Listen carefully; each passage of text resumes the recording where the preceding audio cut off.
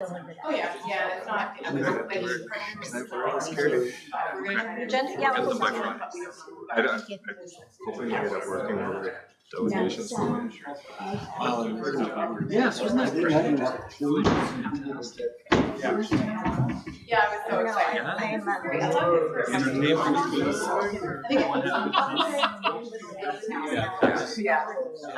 You're on Wi-Fi, you're not Wi-Fi. I'm on Wi-Fi. For sure. Yeah, that's part of it. That was good, thanks.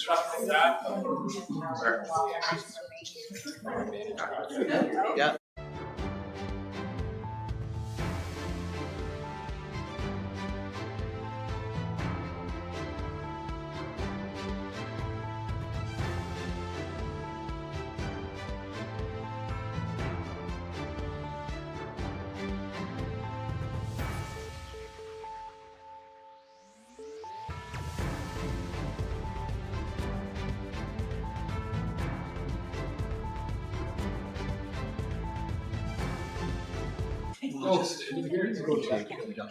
She has something next. Oh. She has committee of the Good evening and welcome to our Committee of the Whole meeting. On December 11th, 2023, we acknowledge that this sacred land on which Smith Falls is now located has been the site of human activity for over 10,000 years and is rich in Indigenous history. This land is the ancestral and unceded territory of the Algonquin and Anishinaabe Nation. We're grateful to the Algonquin ancestors who cared for the land and water in order that we might meet here today. We're also grateful to the Algonquin people for their contribution in the making of the Rideau Canal, which runs through Smith Falls. We're mindful of broken covenants and the need to reconcile with all our relations. Together, may we care for this land and each other, drawing on our strength of our mutual history of nation building through peace and friendship, being mindful of generations to come. With that, we'll call the meeting to order at 5:02 p.m. and I'll get a motion to approve the agenda. Moved by Councillor Robinson, seconded by Councillor Miller, that the December 11th Committee of the Whole meeting agenda be approved as circulated. All in favor? That's carried. Do we have any disclosure of pecuniary or conflict of interest tonight? Seeing none, we'll have approval of minutes motion. Moved by Councillor Brennan, seconded by Councillor Miller. That the minutes of the November 14th, 2023 and November 27th, 2023 Committee of the Whole meetings be approved as circulated. All those in favor? That's carried. So next we have a delegation with wage compensation review with Jane Brzezinski, Vice President of Compensation Practice, and I believe she's joining us virtually. Do we have sound for Jane? Are you ready, Jane? No sound. Oh, are you muted?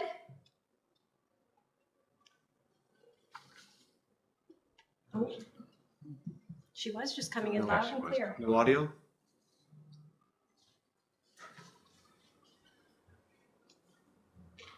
Oh, it's something on her end.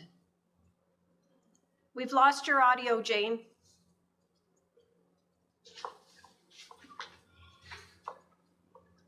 Nothing.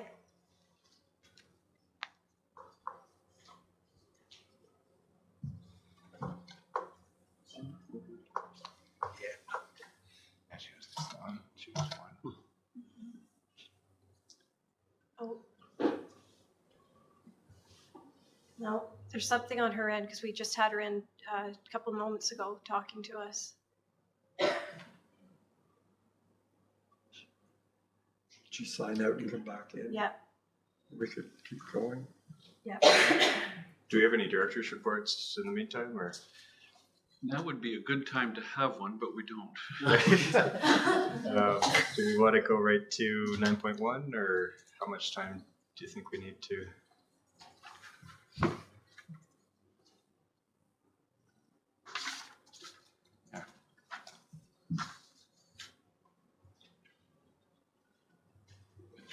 If we can give it a couple of moments, because the clerk's attention may be distracted.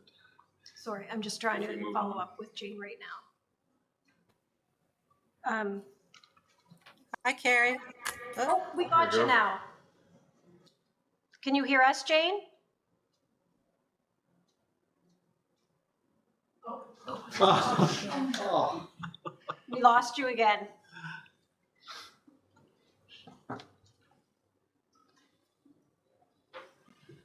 What Whatever you just did, do it again.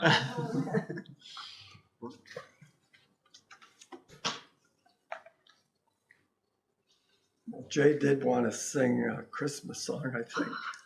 Well, if everyone joins in. I was saving that till next week. us. Okay. Get it over with. No, if you want to go ahead with the, with priority item 9.1.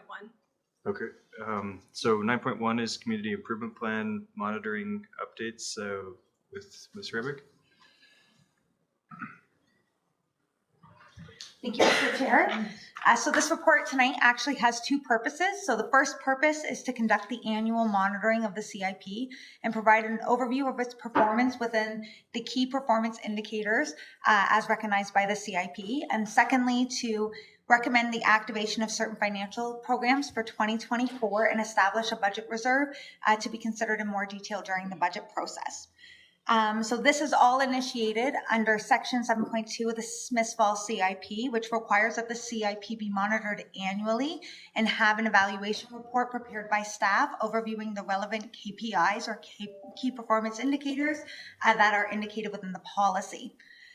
In its implementing year, the CIP did receive a good turnout. It had 20 applications which were received and 15 applications were deemed complete and considered for funding. 5 of the 11 2023 activated incentive programs were applied for through these applications. And of the 15 complete applications, it led to Council's consideration of more than $122,000 in CIP funding, 2023 budget allocation. We can hear you now. We can hear you now. Can you hear me now? We can hear you now. Oh, okay. Thank you. Thank you. Sorry, Jane, we're just going to interrupt our priority item and we'll dive into your delegation. So you can proceed. You're cutting in and out on me completely.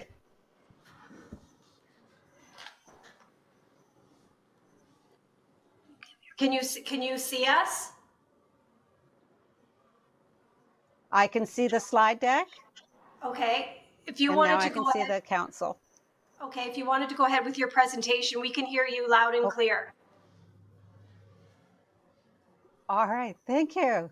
Okay, thank you very much for accommodating the virtual presentation. I understand there's a bit of a snowstorm going on, or weather is coming, and I don't have snow tires as of yet. But anyways, so just by way of introduction, the town of Smiths Falls compensation review interim report. So this really, the intent of this presentation is just to give you kind of an overview as to the project that we've been working on and some anticipated activities and preliminary results that we've been seeing. So if we go to the first slide.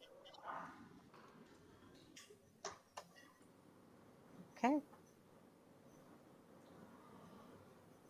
There we go. So the town had gone through an RFP process and had retained Gallagher. Gallagher Benefit Services Canada Group Inc. is our full title. And we were retained to assist with this compensation review to make sure that the organization is providing appropriate levels of compensation for the employees. And I use that word very specifically to say it's appropriate as opposed to saying, you know, we want them to be competitive, but we don't necessarily need to come into an organization and say, oh, yes, you should be paying everybody 30-40% higher than what they are. The employees would really like it, but it's not necessary to be appropriate. What we want to make sure is that we are pay equity compliant with our program and that we are competitive. So that's the target deliverable. Scope of the review covered 75 positions approximately. It's kind of been wavering in and out. We've had some new ones added in and some other ones revised. So in all, it's about 75 positions. The components that we covered off in the review are job evaluation, which is providing our foundation for all of the going forward.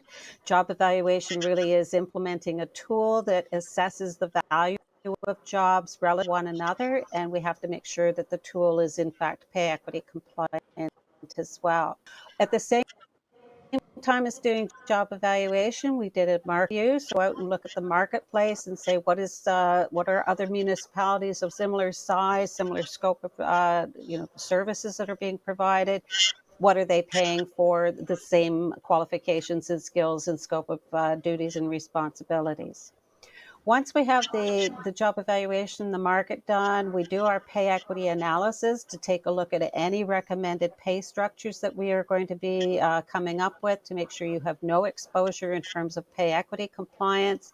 And then we wrap it all up to say, here is a proposed salary structure that is internally equitable through job evaluation, it's externally competitive, and it's pay equity compliant. Next slide. Scroll down. Okay. So the background to the assignment, when we do a kickoff call, we really want to get an understanding from the municipality in terms of what has been happening in your organization, in terms of maintaining or achieving, compliance or whatever. So we're somewhat astounded to hear that the last formal market review that had been completed by the municipality was in the 1990s. So that's a long gap between not testing the marketplace and to not double check your pay equity compliance and your internal equity. Although you established the grid and the structure in the 1990s, you have had your annual economic increases. So that's just kind of making sure that you're keeping in step with the economy, with the cost of living increases, and that keeps you in pace with the rest of the economy in general. Pay equity compliance, my understanding is the last time that you did test for it was in that early 1990s, but the Act does require that you have to maintain pay equity compliance. So that's another element of what we have to do in this review. So while you're doing, your annual economic increases, we have had some feedback that the recruitment and retention in the municipality is actually under some pressure. Exit interviews, which is a good best practice to conduct, but these have been conducted in the recent period of time, and they have been getting feedback that salary is one of the reasons why employees are leaving the organization. So that's a very important piece of information to have.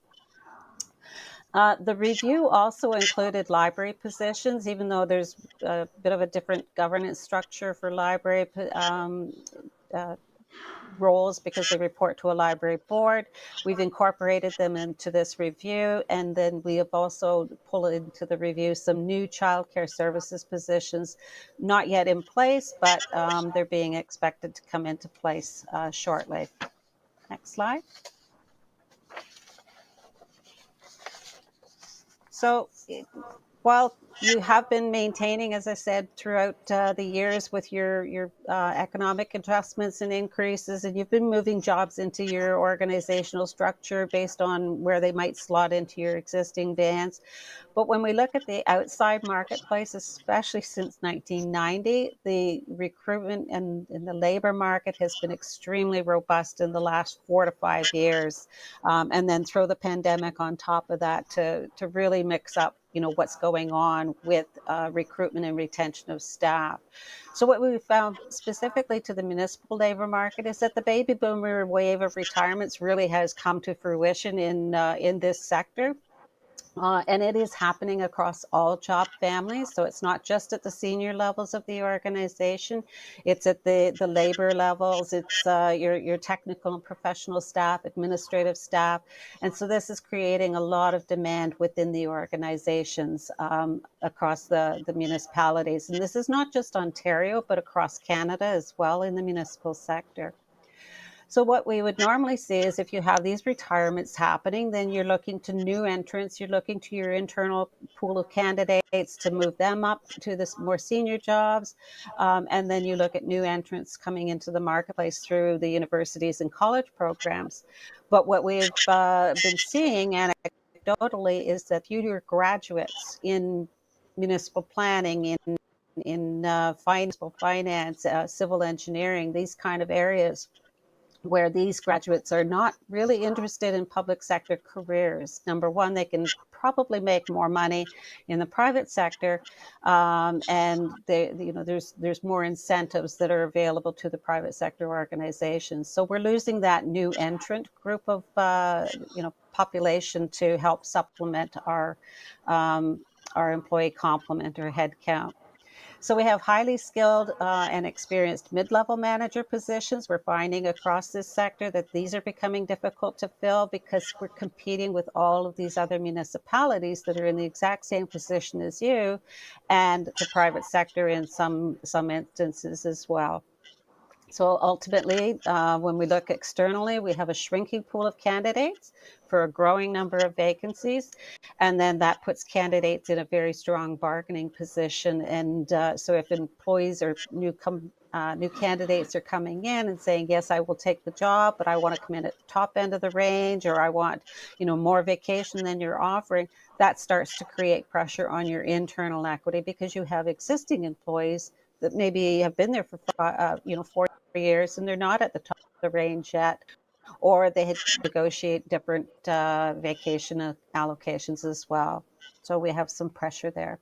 Next slide. When we look at a compensation review, these are the pillars that I typically include in all of my reviews.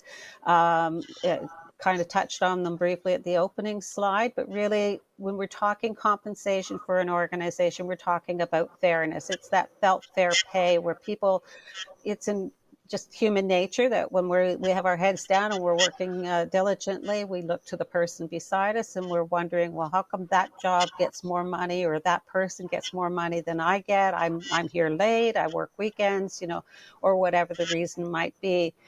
So we want to make sure that employees feel fairly treated relative to one another, and we do that through job evaluation.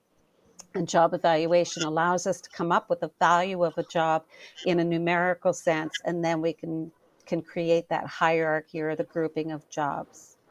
Compliance speaks primarily to pay equity compliance, and it is based on the value of jobs that are female-dominated positions and making sure that they are at least paid as much as those male-dominated positions in the organization. It's sad to say I have had questions saying, well, we don't hire or terminate or promote on the basis of gender. Why do we have to maintain this pay equity compliance? It is still legislation that is required. There are still organizations that do have gaps in terms of their male jobs versus female jobs in their organizations. So we still have to have our due diligence to make sure we achieve that compliance obligation.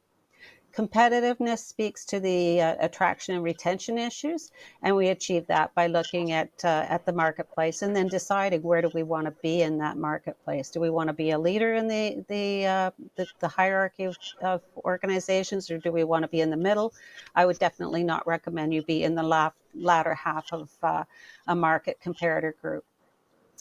If it was the private sector organization, typically we would have fairness, compliance, and competitiveness, the top three in the discussion. But because in particular this is a public sector organization, I take into consideration in all of my recommendations affordability as well, because we have to give consideration that it is a public sector budget, and council has to make that determination in regards to the budget. Next slide. Go the other way. Ontario pay equity legislation. So really this is just a commentary on the legislation. As I said, all public sector employers must achieve pay equity, which you probably did in the 1990s, when the legislation came into play. But you have to maintain, and maintaining means that you have to do your assessment on a regular basis. The legislation doesn't define annually or quarterly or biannually or whatever, but you do have to make sure that you are prepared should the pay equity review services knock on your door doing an audit, that you can demonstrate your compliance. Pay equity is not equal pay for equal work. That's in the case of employment standards legislation, which says if I'm a planner and I'm female and my colleague's a planner and he's a male, We're doing exactly the same work, so we get paid the same. We're in the same pay grade, pay band. But pay equity legislation is comparing work of equal value. So it is saying, an apples and oranges, trying to make that comparison of two disparate jobs or different jobs. But if they're of equal value to the organization, and one is a female job, one's a male job, then you have to pay them of the same value. Value is based, the legislation says we have to value jobs on the basis of skill, effort, responsibility, and working conditions. And then underneath each one of those main factors, we have specific factors such as education, experience, level of decision making, degree of supervision, physical conditions, mental conditions of the job, and so forth.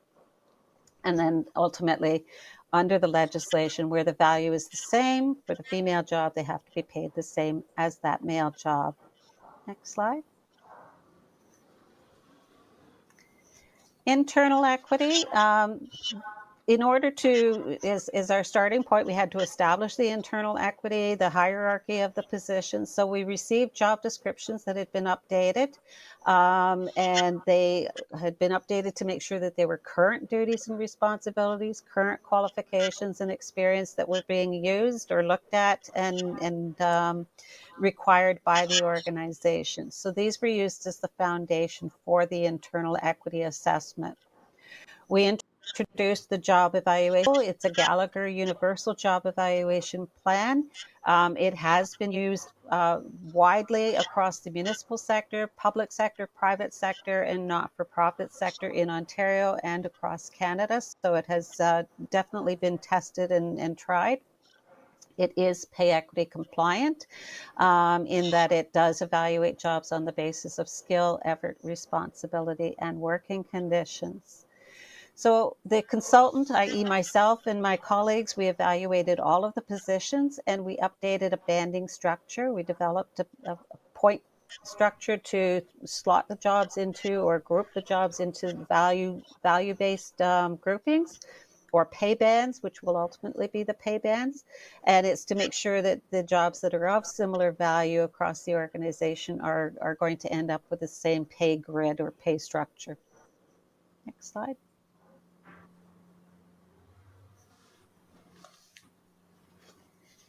So it's important that we have a banding structure and that we land on the structure because it supports, it's the foundation for everything else that we do. When we have that banding structure in place and the placement of positions, then that's what we use for the pay equity analysis, and then we layer in the market data as well.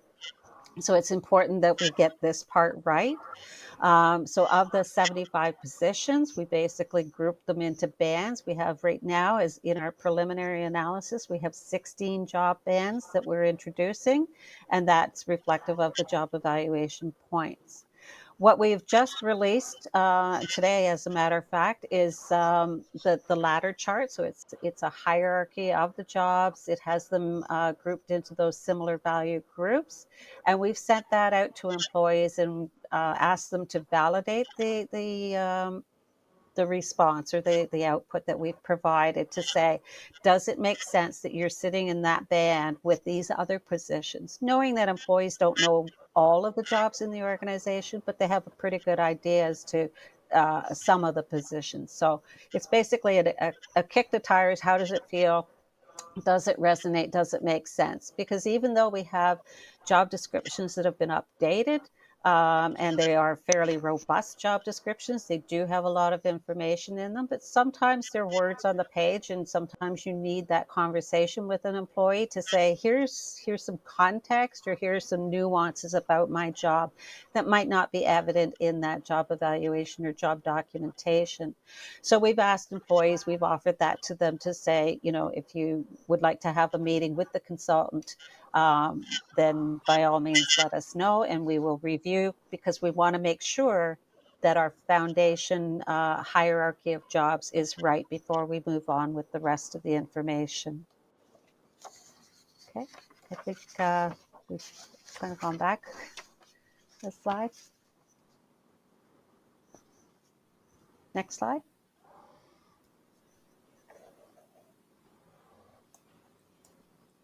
Did you freeze on me? Oh, there we go. Okay, next slide. After that one. So that's the internal equity part of it that we've been working on. And then in the same time, we've been doing the market review. So we solicited and identified 12 comparator organizations. Again, looking at similar size, we look at the population that's being served, some of the economic conditions, market conditions that can drive, the cost of living and the salaries for these municipalities. And we had 12 that we had come up with. So there are 3 municipalities that had not yet responded when we prepared the slides. We had the town of Perth, Arnprior, and Pembroke. Since that time, just late last week, we received Pembroke's data, and we are still hopeful that we will receive Perth and Arnprior as well. But for now, we do have a fair amount of information. We completed all of the job matching. So we reach out to these municipalities. We ask them to share their salary grids, share their organizational structures, and then we do the job matching. Quite a few of these municipalities I have dealt with quite extensively. Some of them are my clients or recent clients that I've had. So I've got some really good information or knowledge of those jobs and how they manifest themselves in their organizations. So we were able to do the job matching with some good confidence in the matches. And so we did match 69% of the jobs. The statistics, when we do release the report, the final report, we will only show jobs where we've matched 4 or more to those 12 comparators. Hopefully we'll have all 12 by then. And the reason we don't show statistics for anything less than 4 is that it's not statistically valid. Even 4 is a little bit borderline. If we looked at those 4 observations and we saw that there was wide disparity amongst them, then we might just not include that in our analysis, which is going to be used to inform the end pay rate that we're looking for. When we do the analysis as well, we remove any outliers. So if we had 10 matches for a job and they were all paying, let's say for argument's sake, around $30 an hour, and then we had one municipality that was paying $60 or $70 an hour, even though on the surface it looks like it's a really good match or a solid, incredible match, we would remove that data point because there's something unique about that organization's pay for that position that is outside of what we're looking for. Because really the goal of this is to say, what's the market in general paying for this set of skills and qualifications? So whether the outlier is high or low, we will remove that outlier to make sure we're getting a pretty good reflection of what the market is telling us. Next slide.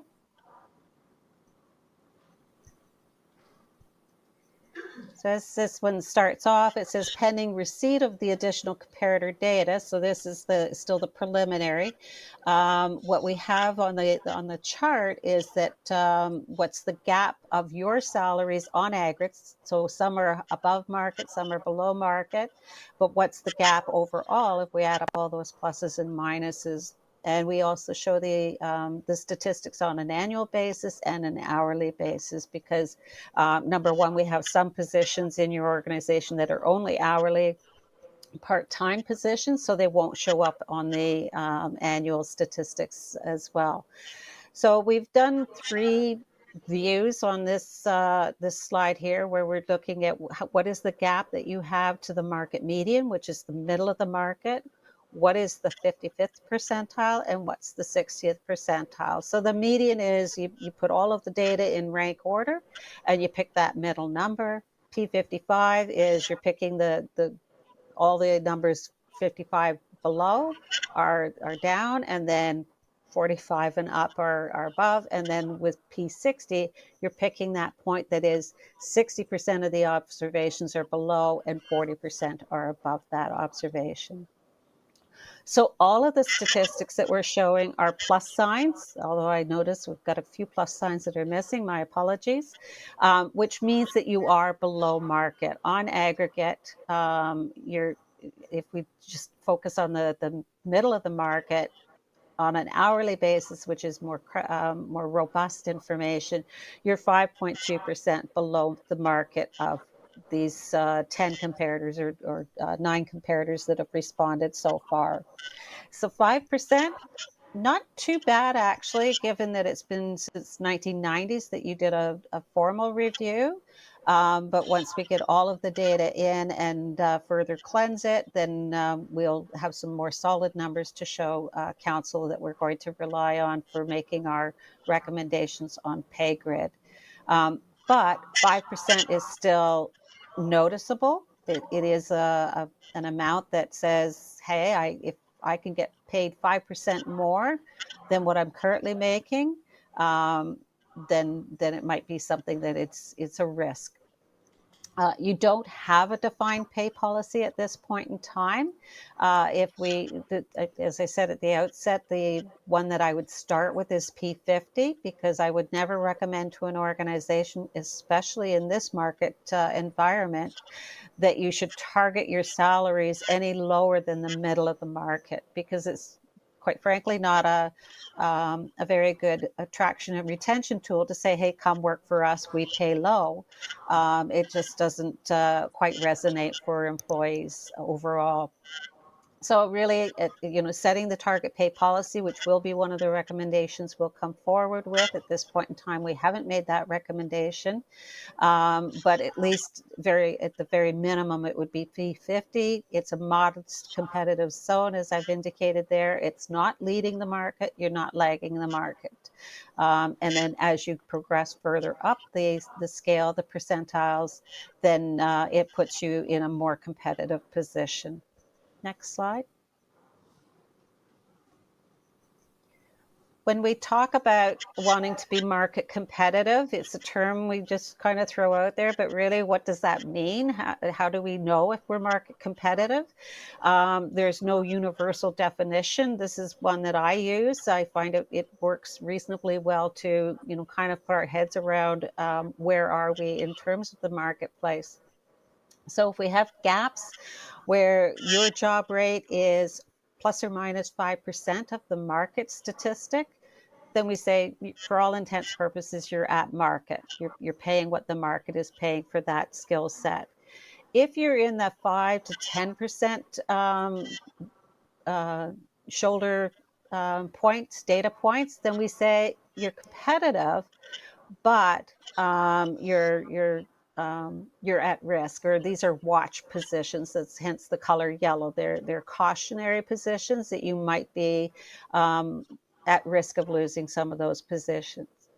If you have a gap of 10% where you are paying 10% below the market, these are definitely red zone positions. They are positions at risk. And we would say that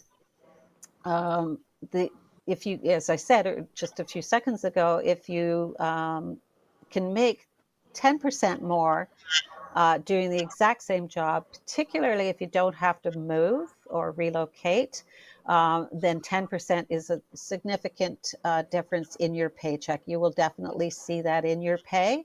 So we want to keep an eye on those jobs that are in that high risk zone, that are well off of market. Just to address any jobs that we have deemed to or have found that your current job rate is above the marketplace. There aren't too many of them in the group, and I don't believe we have any that are actually in that greater than 10%. But if, for argument's sake, we did have those, they would be jobs that we would look at through job evaluation as well. So that's kind of the testing ground as well for our market in our ladder chart, our hierarchy of positions, is that if the market is saying these jobs are normally grouped with this other skill set, then it might inform some of our job evaluation as well. It's not an absolute, but it does inform it. Next slide.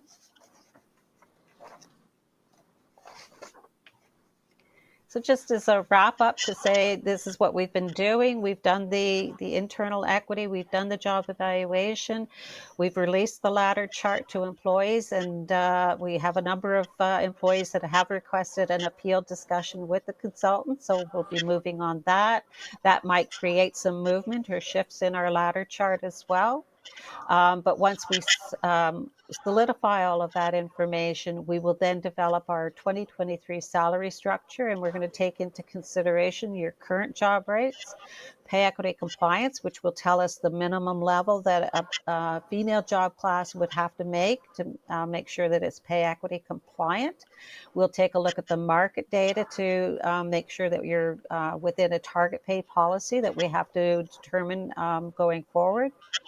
And then when we're doing our grid, we also have some design principles that we have to make sure we keep our eye on or incorporate into our design, which is primarily that what we call the vertical spread, so that you don't want to have a one pay band 1 and pay band 2 are only 2% apart in job rates, because that's just not enough noticeable difference between one skill set and the next skill set. So we have to keep that in mind as well. And then ultimately it's affordability. The proposed grid, how we will present it is it will be harmonized to an hourly job rate. So every job within a band will have the same hourly job rate. The annual might be a little different if you have different hours of work. So if you have a 40-hour job that's in the same band as a job that has 35 hours as their standard work week, they will both make the same hourly rate, but their annual rate will be different. You currently have 6 steps with 3% between each of the steps. We will maintain that. It's in keeping with best practices. There's nothing wrong with the structure itself. And 3% is reasonable, as well as what we would term the merit increase year over year. We'll also undertake some implementation costing, ultimately to take you from that 2023 grid that you currently have into the new 2023 grid, which, because it will be implemented in 2024, we'll have to incorporate a cost of living adjustment as well, based on your current practices of determining what that COLA will be. And then we'll come up with some mitigation strategies as needed to make sure that it becomes affordable or is affordable to bridge you into the new grid, only if it's necessary. And there's a couple of options that we have we can approach, but at this point in time, we don't know what the cost impact will be. So, okay, and I think that's it. And hopefully I didn't cut in and out on. Great. Any questions for Jay? Councillor McKenna? We're done. Thank you, Mr. Chair. Thanks very much, Jane, and thanks, A.O. Morris, for actually getting this going. It has been a long time. I just want to confirm a couple things, Jane. The compensation includes pension and benefits and vacation. When you look at it's broader than just salary? For our review, because they're all municipal, we don't look at pension, because OMERS is the pension plan for all of the municipalities in Ontario. So it's basically a wash.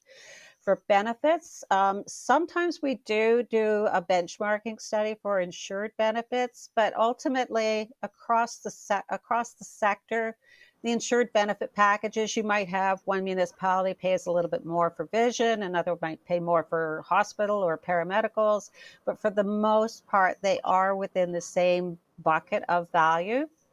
So we don't incorporate that as well. We say, okay, you've got an insured benefits plan, you have a pension plan, so we're going to set those aside, and we focus on salary in this particular review. One of the things that we have asked for is some insights on the comparators in terms of, I believe it's the overtime. How do you treat overtime for your management staff? Some municipalities can give an extra week's vacation, or they'll bank time or whatever. So that might be one of the issues. And then hours of work as well, and vacation. So what is your starting vacation for new employees, and what's the threshold to get to the next level of vacation entitlement? And then what's the maximum? So we are pulling in some of that information as well. And one more, please, Jane. You answered one of my questions, which was, where do you get the information that new entrance to the market space is diminishing and highly skilled, difficult to fill because competition with other municipalities? and you said that's anecdotal. I'm a little reluctant to make a lot of decisions based on anecdotal. I would think that Gallagher has a little bit more robust data than anecdotal. I say anecdotal because we're not a recruiting firm, so I don't have statistics. I can't quote statistics for you on new entrants. I have been in conversations with a recruiting firm as well that does do work in the municipal sector. A lot of the conversation and the messaging that I provide is based on my client group as well. It's the experiences of my client group. I am predominantly municipal sector in the portfolio, so I do all of Ontario. I have clients in BC. I've had clients in Nova Scotia, Alberta, and so just I say anecdotally because I haven't numerically calculated all of this information. It's just really an observation of what my clients are telling me that they're experiencing. And I appreciate your in-depth experience very much. Thank you. Mayor Penko, then Councillor Miller. Yeah, thanks, Jane. I really enjoyed the presentation, and as everyone's indicated, it was long overdue. And I think we want to make sure we're an employer of choice, and we're treating our staff fairly. We know it's a competitive landscape out there. We want to make sure we can attract and retain the best staff. So I'm glad we're going through this exercise. I had the same question as Councillor McKenna, but the second question I had was, how do you conduct the employee validation process? So I think you're going to all staff and are you saying you feel this is where your position fits? Is that the process you'll follow? More or less. It's a ladder chart. We showed them no salary information because, I mean, we're still compiling the market information to inform salaries. But it's really just saying, here's the grouping of jobs, and how does it feel of the jobs that you know of in your band that we've placed your position? How does that feel? Does it resonate? Does it make sense to you? Some employees would say, well, you know, I used to be aligned to the position that's in a band higher, but I'm not now. I'm in a band lower than that position. So I want to have a conversation. So what we're doing is we're saying, go back and take a look at your job description, because that's the information I used to do the band placement. Make sure, number one, that we haven't missed anything in that job description. Is it a full and accurate reflection of your duties and responsibilities? Hopefully it is, because we did do that update process. And then, as I said, sometimes it's just a conversation that people want to say, you know, I do X, Y, and Z. Did you take that into consideration? And so I can have that conversation with employees. Thank you. Follow-up? And I presume probably through this process, we may have identified some staff that are already above the 50th percentile. Maybe they're 55, 60, 65. Was there many which would be above where you believe maybe they should be? No, actually, I think predominantly your statistics show that you're predominantly right at 50, or I mean, there's the odd one that is showing a little bit further above the marketplace at this point in time. But again, I haven't got all of the data in as of yet from the market comparators. The numbers that I showed you also don't reflect Town of Pembroke, which also my hard copy that I have sitting here doesn't have that information in front of me right now. But yes, you do have some that will definitely be showing as being above the marketplace. Some of that might get corrected when we redo the hierarchy. They may end up, you know, I'll take an IT position, for example, not to pick on any of your IT people, but when we had Y2K, for those that remember, you know, IT was the hottest skill. You had to pay exceptionally high for that skill. So then you keep them at that high level, but they're no longer necessarily such a hot skill in the marketplace. So this is kind of a reset of those kind of situations. or you may have had a job where it was a very large job at one point in time, so it was higher in the pay band or the salary structure. But over time, we've automated, we've reorganized, we've restructured. Your job has been carved up, and now it's a smaller job, and so that could be also an indication in the changes or the shifts that we might see. The opposite is also true. Your job could be quite a bit larger as well. Great, thank you very much. Councillor Miller? Thank you. Thanks for this presentation, Jane. When we did strategic planning many months ago now, I know being an employer of choice and attraction and retention of top talent was really important to us. This is really valuable work, and I'm really looking forward to seeing your final analysis. I'm a fairly new councillor, but it's my understanding that council wages haven't increased in over 15 years. I think it's important, even though it's more of an honorarium for councillors, that that we look at this so that we can recruit more women and equity-seeking groups in the next election. And I'm wondering if those wages will be included in your review, or if not, if we will be doing that at some point. The council review is not included in the scope of this project. I do council reviews, but it has to be specifically requested. We don't do it the same as we do a staff review necessarily. We try to, if for argument's sake, we were going to do one for the town of Smith Falls, we would potentially look at the same comparator group, although the City of Ottawa probably would not be one that we would include. The terminology changes as well. You're not looking for competitive wages, you're looking for comparable wages or remuneration and practices. I mean, some municipalities are 100% base pay or base remuneration, others have base and a per diem, others are all per diem. So it just depends on how you are structured in your governance and the approach that's been used in the past. But definitely, to answer the question, we could do that. It hasn't been included in this scope of review for this particular project. Thank you. CEO Morris and Councillor Brown. Thank you, Mr. Chair. I think Jane just conveyed what I was going to convey. So if we had direction to do so, we could consider how to do that, perhaps an extension of this agreement, since Gallagher is quite familiar with the organization. But it's a different methodology, so we did not include it. We'd be happy to do that in 24 if that was the direction given. We should have a conversation about when that would become effective. It's typically done by a council and becomes effective in the next term, but we can have that dialogue if you wish. Councillor Brennan. Yeah, just on that point, the last time I think that happened was maybe 8 years ago. Least. But in my recollection, that was done at the staff level, so it was just a quick and dirty comparison to our neighbors and comparatively same size municipalities, and then council made a decision. So that might be an easy way to do it, rather than getting too scientific about it. Nobody's here for the money, so. But anyway, you make a good point, Councillor Miller, about attracting talent to this table. So, Councillor Quinn. Thank you.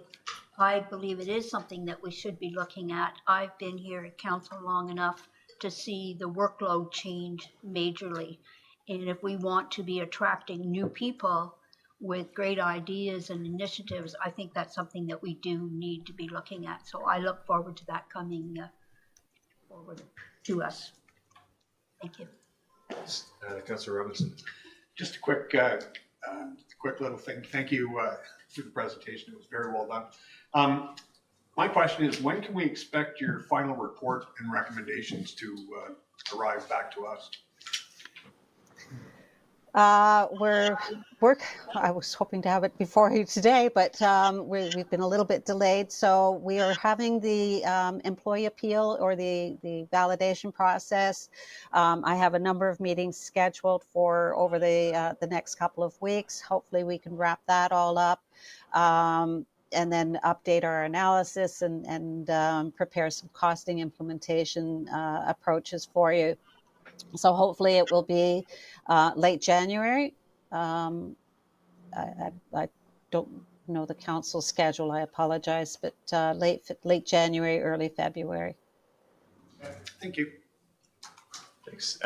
For Councillor Miller and Councillor Brennan's suggestions, I see nodding heads. Is that something that we want to give an action on tonight, or have staff come back with a report? Councillor McKenna? Well, yes, I think Councillor Brennan said whether we use Gallagher or just a review of through staff, I don't care. So if the CEO wants to come back with a methodology, I'd be fine with that. So Mr. Chair, if I may, we don't necessarily need direction. I think we know the flavor around the horseshoe, so we'll bring something back in January. Great, thanks. Any further, Councillor McKenna? Would we have a placeholder for the 24 budget if we don't get this information till February? We'll have some. You will have some ballpark, maybe. Yeah, again, through the chair, based on the work that Jane has done, I think we have a comfort level that we can accommodate one of the scenarios in the 2024 budget. Thank you. Any further questions, comments? Seeing none, thank you very much for joining us tonight, Jane, and appreciate your work on this so far. Thank you for accommodating the virtual presentation. Thank you. Have a good night. All right, Mary, back to 9.1. All right, thank you, Mr. Chair. I guess just a quick synopsis. We have two purposes for this report. So one would be a monitoring of the CIPs or community improvement plans success within the key performance indicators. And the second is to create some recommendations for administration next year. So in its implementing year, the Smiths Falls CIP received 20 applications, of which 15 applications were deemed complete by staff and considered by council for funding. Five of the 11 2023 active incentive programs were applied for with these applications, and the 15 applications led to council's consideration of more than $122,000, which exceeded their 2023 budget allotment. In total, council authorized more than their budget allotment at $101,158.65 in CIP funding this year, and leveraged a total of $418,246.05 in private property improvements throughout the town. Just to point out, $220,000 of these private property improvements were dedicated to establishing one additional residential unit, which is considered a form of affordable housing. So of this CIP funding that was committed in 2023, $76,158.65 was awarded to improvements in the downtown core. This funding is estimated to leverage a total value of $198,246.05 in private property improvements, which is just shy of council's $200,000 goal. The value of private property improvements represents roughly 2.6 times the municipal investment in the downtown core. Staff have also conducted a CIP applicant survey to assess the administration process. As some may recall, in 2021, staff and the former CIP Evaluation Committee identified 3 perceived challenges with the CIP administration process, which were informed by a publicly available survey. The 3 area improvements were promotion, application requirements, and processing timelines. I'm pleased to advise that processing timelines have improved by almost 3 weeks, with the average processing timeline taking 6.3 weeks. CIP applicants responding to the survey also felt that the application and supporting documentation requirements were reasonable to achieve, and felt that the pre-consultation meetings conducted with town staff assisted with the application process. However, despite the additional promotion and marketing efforts conducted by planning and economic development staff, promotion and advertising still remains a challenge. All CIP applicants who responded to the survey indicated that the primary way that they're hearing about the CIP is through town staff, ultimately. So we're identifying opportunities for funding and we're approaching these applicants, and that's the best way they're hearing about this. So we will continue to work on this. We're hoping that the message is a little bit more widespread and town staff are doing a little bit less of that correspondence that's required to achieve these goals. As part of the annual monitoring, staff are also required to assess progress made under the municipal leadership strategy prescribed by Section 6 of the CIP. The municipal leadership strategy identifies short, medium, and long-term goals and opportunities for the municipality. During year one of the CIP, staff concentrated on initiating and completing some of the short-term opportunities listed in the strategy. So this is opportunities that we're trying to achieve within 3 years or less. So this year we've managed to complete the attainable housing rental rate calculator. So this is to help us to calculate a future year's rent, attainable rental rates for various forms of housing. So we've developed this using this most recent census data and the CPI index.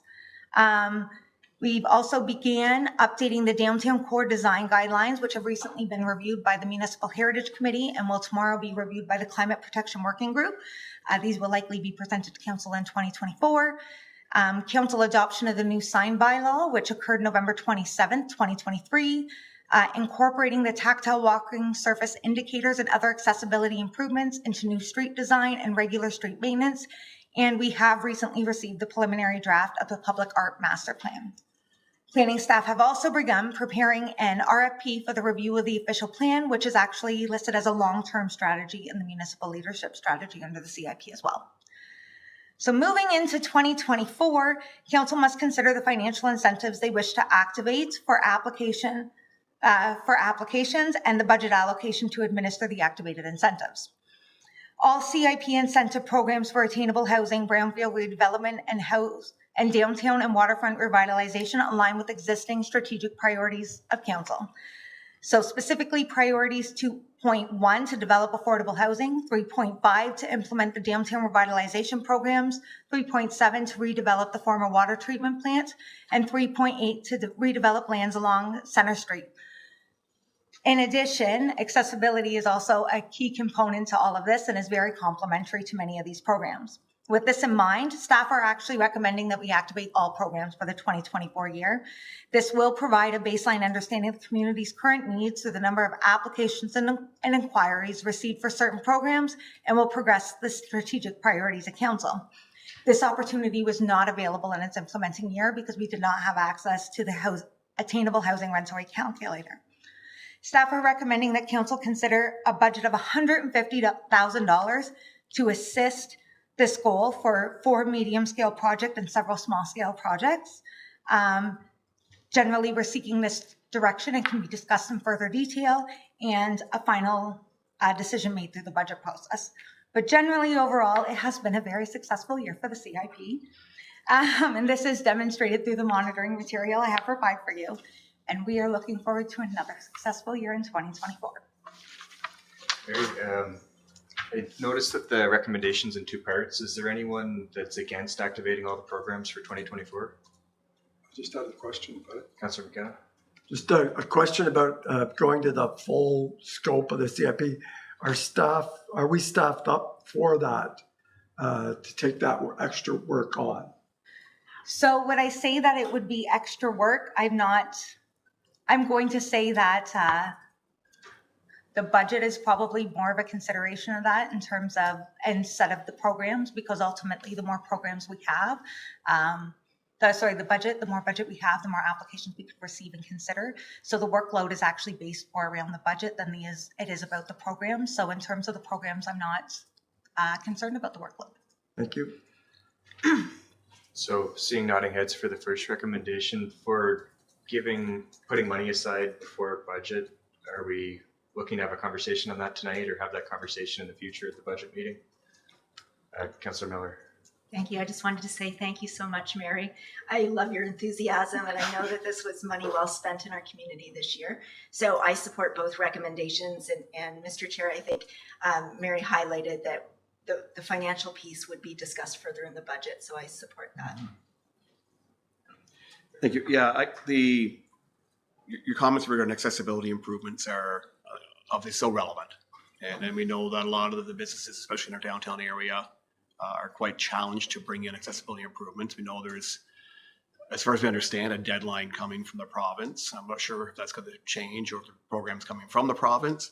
But nonetheless, we know that regardless of all that, we have a lot of barriers in town that prevent people living with disabilities from getting into places. So I think it's important that program, of course, continue to be available. But I think that the broader envelope of going to 150,000. I think my hope would be that that would enable businesses to take advantage of this at this time in order to become, not just become compliant, but to become more inclusive for our community. So I'll support the increase as well based on those factors. And of course, the attainable housing coming live, I think there's opportunities there. We know that the cost of housing is growing in our community, becoming out of the reach of a lot of people. So providing that incentive hopefully makes a difference. And the only question there, I guess, is the attainable housing rental rate program. Be interested in learning a little bit more about how that's been the calculator has been developed, and understanding rent controls don't apply to new multi-res construction built after 2018. Would rent controls apply to these units through our agreement? So how this works in terms of the attainable rental rate housing agreement is that it works a little bit like a calculator. So it's actually developed in an Excel spreadsheet, and it goes off the most recent census data. And every year staff go in and they pull the most recent CPI index, and that increase every year in order to determine roughly how much salaries are increasing.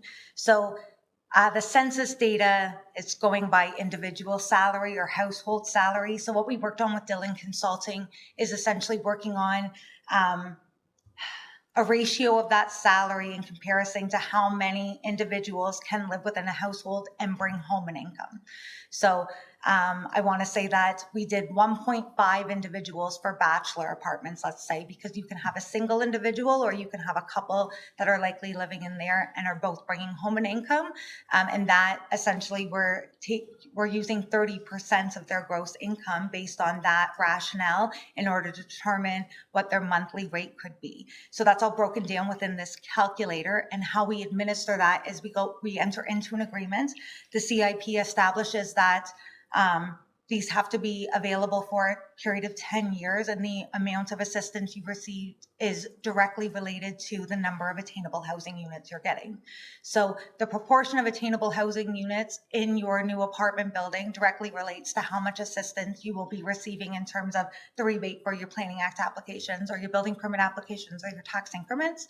And that is a registered agreement to the title of the property that's in place for 10 years.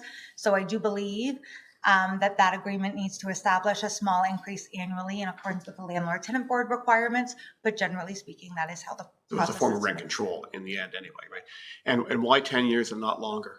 Well, 10 years is what is in the policy. It was initially requested, I'm not sure at what point, it was initially written in there 5 years. We felt that that was too narrow and that 10 years was the more appropriate. Yeah, well, maybe longer might be more appropriate as well. Okay. Thank you. Councillor Brennan. Yeah, I support both of these, and just to remember, and thanks for the report and your work. So in your chart that you have, the total work done is worth $418,000, and what comes out of the CIP is $100,000. So we're leveraging investment in the community. So it's really pretty easy to support, and whether that be, I know a big part of that is the one attainable unit that we put in on Able Street, but otherwise than that, it really helped the downtown core. So now expanding it to those 15 envelopes, hopefully you'll get a good uptake on that. So I support it. I'm seeing so full support for both recommendations. I had one question with the last year's applications. How much funds have been distributed and how many projects are complete? So I do have a total of 5 completed projects. Unfortunately, I do not have the figure for you at this time, but I can get you that figure. And just to follow up, what's the deadline that they need to get the work done to get the funds? So the deadline, they're given 16 months, not 16 months, 6 months to begin the project, and they're given a total of 18 months to complete the project. There has been some circumstances that staff have increased that length of time to 24 months. So for example, council would recall in the spring of this year, we granted funds to the Presbyterian Church, who indicated that there would be difficulties raising the other funds associated with the funding. So we worked with them to lengthen that period to no more than 24 months so that they could get the work done. They did cancel their application, but there is certain extenuating circumstances that we will increase to 24. So we'll continue to see these over the next 18 months, roughly that's when we'd expect everything. That's to be correct. So completed. everything in 2023, you could see up till 18 months after the approval date. So things that were approved in the spring, 18 months onto that. Very much. Seeing no further questions, comments, I think you've got your direction. Thank you very much. Next up, we've got 9.2 amendments to the Municipal Heritage Committee and Climate Protection Working Group terms of reference with Mr. Cranky. Thank you, Mr. Chair, and good evening, committee. The recommendation this evening is the Council of the Corporation of the Town of Smith Falls amend the terms of reference for the Climate Protection Working Group and the Municipal Heritage Committee to accommodate youth membership. So over the last number of months, there has been dialogue around the staff table as well as the committee table about maximizing the inclusiveness of the committees that we work with, especially accommodating youth membership, because many of the decisions, a lot of the work that these, like I said, a lot of the work that these committees do directly impacts the future generations. So staff have consulted with legal counsel regarding the implications of extending youth membership, so ages 16 and 17 into our committees, and legal counsel has determined that this is something that can be managed. However, we would need to update our terms of reference to accommodate that. So and youth membership would relate to the age and not whether somebody's a student. If they're still a student at high school, they're 18 years old, they would be an adult member. The one interesting, parameter about youth membership often is the tenure. So sometimes a youth may be a member of a committee for one academic year rather than, say, the 4 years that council would normally appoint a committee member. So our recommendation is that council appoints the initial youth membership. However, if there is turnover on an annual basis or in time for the next school year or after, for whatever reason, then the individual committees would can appoint the replacement. So a youth committee member appointed who is duly appointed according to this would constitute quorum. They would have the same rights as an adult member and can participate fully in the business of the committee. Staff have reviewed the updated terms of reference and the proposal for youth membership with these two committees, both of which fully supported the idea of extending our membership. And as such, staff are recommending that bylaws be passed updating the terms of reference of both these committees to accommodate youth membership. And the attachment to the report includes the existing terms of reference with the proposed changes that are tracked in there. And we welcome council's feedback and direction on this. Thanks, Carl. I'm seeing thumbs up. Great idea. Yeah, really excited. Hopefully we get some new MHC members. So thank you for bringing that to us tonight. Next up, we've got 9.3 traffic bylaw amendments with Director McMahon. Thank you, Mr. Chair, and good evening, members of council. So I got two items kind of wrapped up into one report this evening, being some amendments to our traffic bylaw. The first being the closing of the cycle track on Beckwith Street from November 15th, or the first inclement weather snow event we get prior to November 15th through to March 31st of any given year. Since the redevelopment of Beckwith Street and the configuration of the cross-section with the traveled lanes, the parking lanes, the separated cycle track, and the pedestrian access through the sidewalks, we've kind of been piloting different areas and how we maintain the area for winter control operations. Where do we store snow? How do we service the area to an expected level of service that the community expects here in Smith Falls? So what we found last year, we would clear the roadway, we clear the parking lane, we clear the sidewalk, clear the cycle track, and we'd store all that snow in the I'll call it the flower nodes at the intersections, and until such time as we could get in there and do snow removal. As I'm sure council is aware, they've seen, we've had some damage to some of the curbing along those flower nodes. So there is a potential there for damage, and we'll deal with that those damaged areas probably this coming summer and do some repairs down there. So not only do we risk equipment damage, but we also risk, infrastructure damage with the curbing. And one thing that I've noticed and staff have expressed to me is sightline issues at those intersections with the big mounds of snow until such time as removed. Primarily if you're approaching from the side streets and you've got a green light on the through traffic going north and south and you're turning right on red, it's difficult to see past those storage areas of snow. You got snow that's much higher than the vehicles themselves. Not that we've had any instances of vehicular issues down there, collisions, if you will, but I'm being preemptive in suggesting to council that we do pass a bylaw this coming, from November 15th to March 31st of this year and every subsequent year to close the cycle track. We're not physically going to close it. It's open for all intents and purposes, but we're just not going to regularly maintain it to the level of service that we have in the past. So when we plow the street, plow the parking bays, we'll store snow in that 1.8 meter cycle track. We'll plow the snow from the sidewalk into that cycle track area as well. Then when we get into snow removal operations, we'll push all that snow out, pick it up, blow it into trucks and take it to our snow dump. So trusting that makes logistical sense. So that's the one recommendation that I have in front of council this evening. The second is a recommendation to have no right turn on red on the Abbott Lombard Street intersection. So as you approach Lombard Street on Abbott Street heading north, I guess, a little bit of a wonky intersection in there directionally. But as you approach Lombard Street, sight lines are difficult as you look westerly down past Trucktown.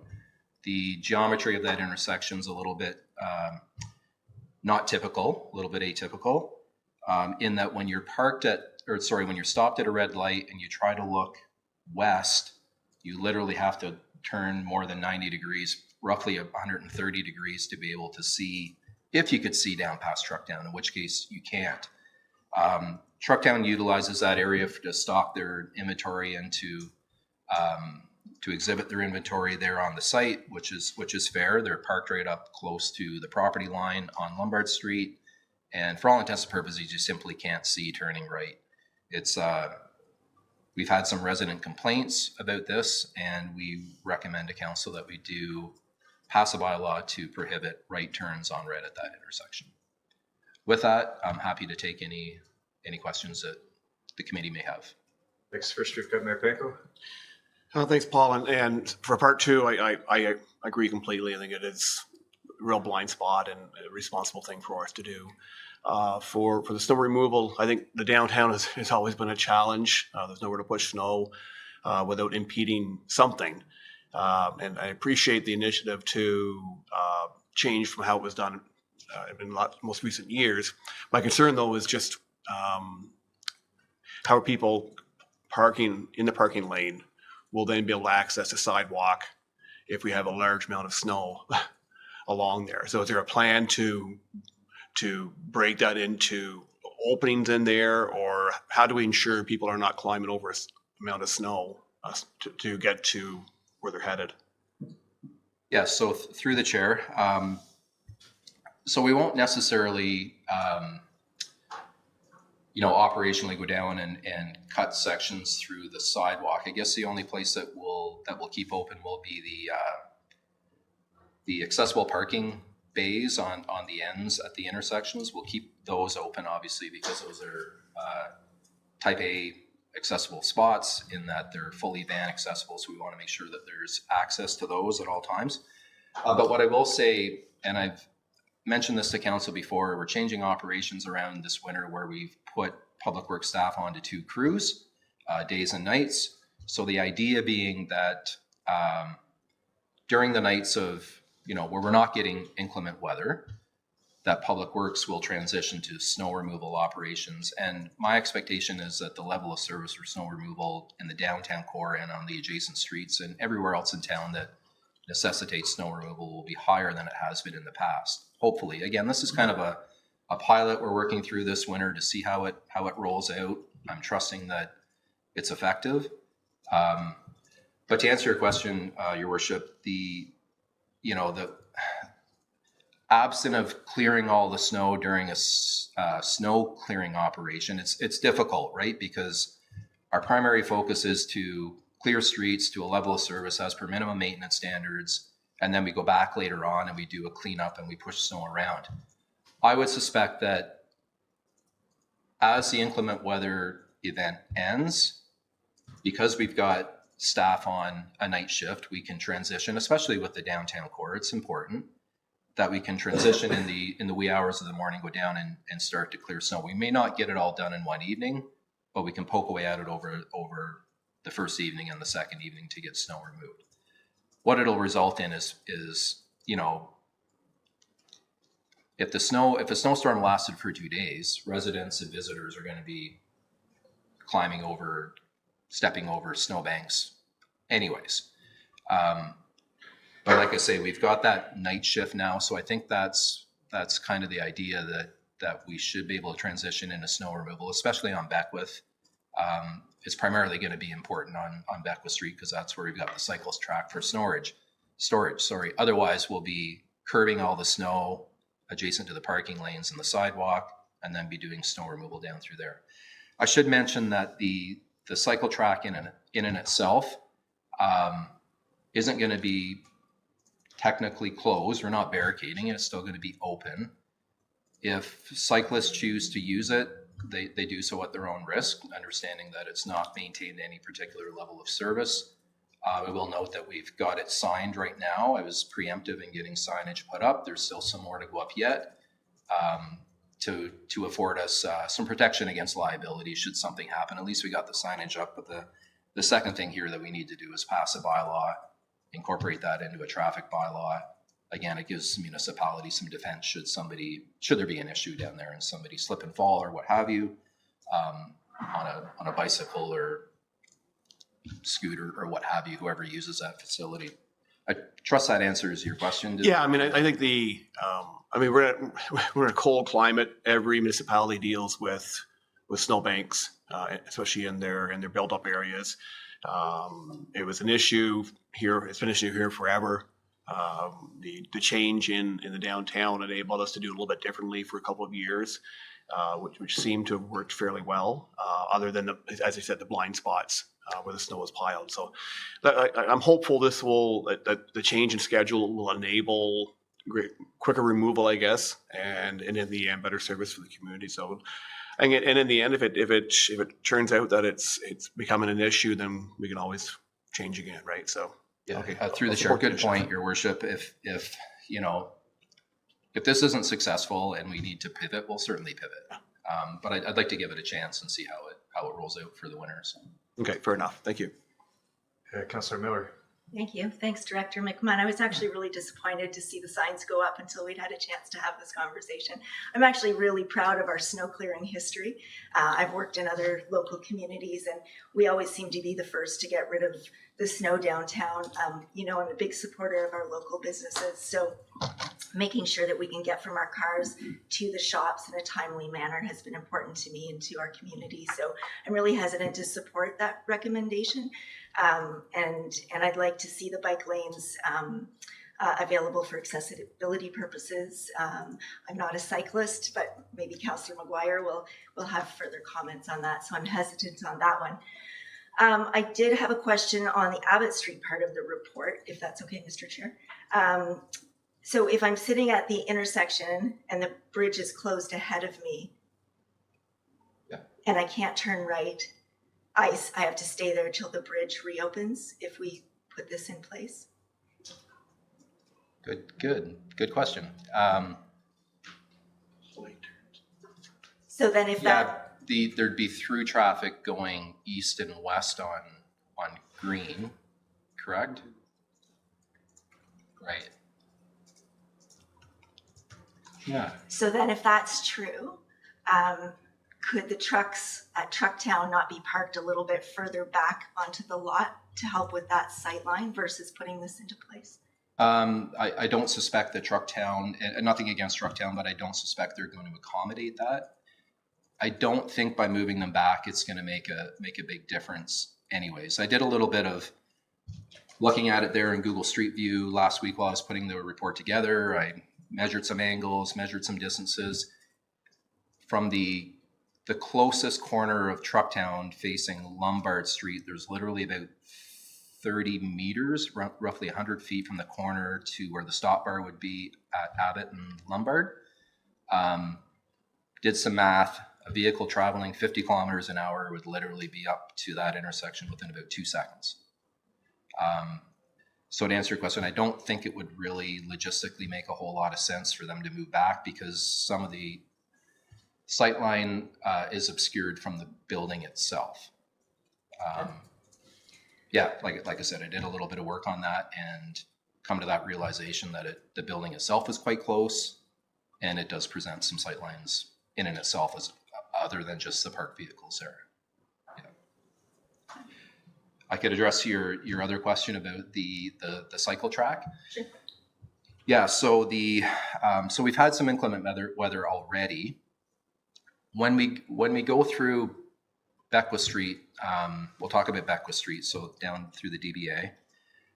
When we're in full-scale plowing operations,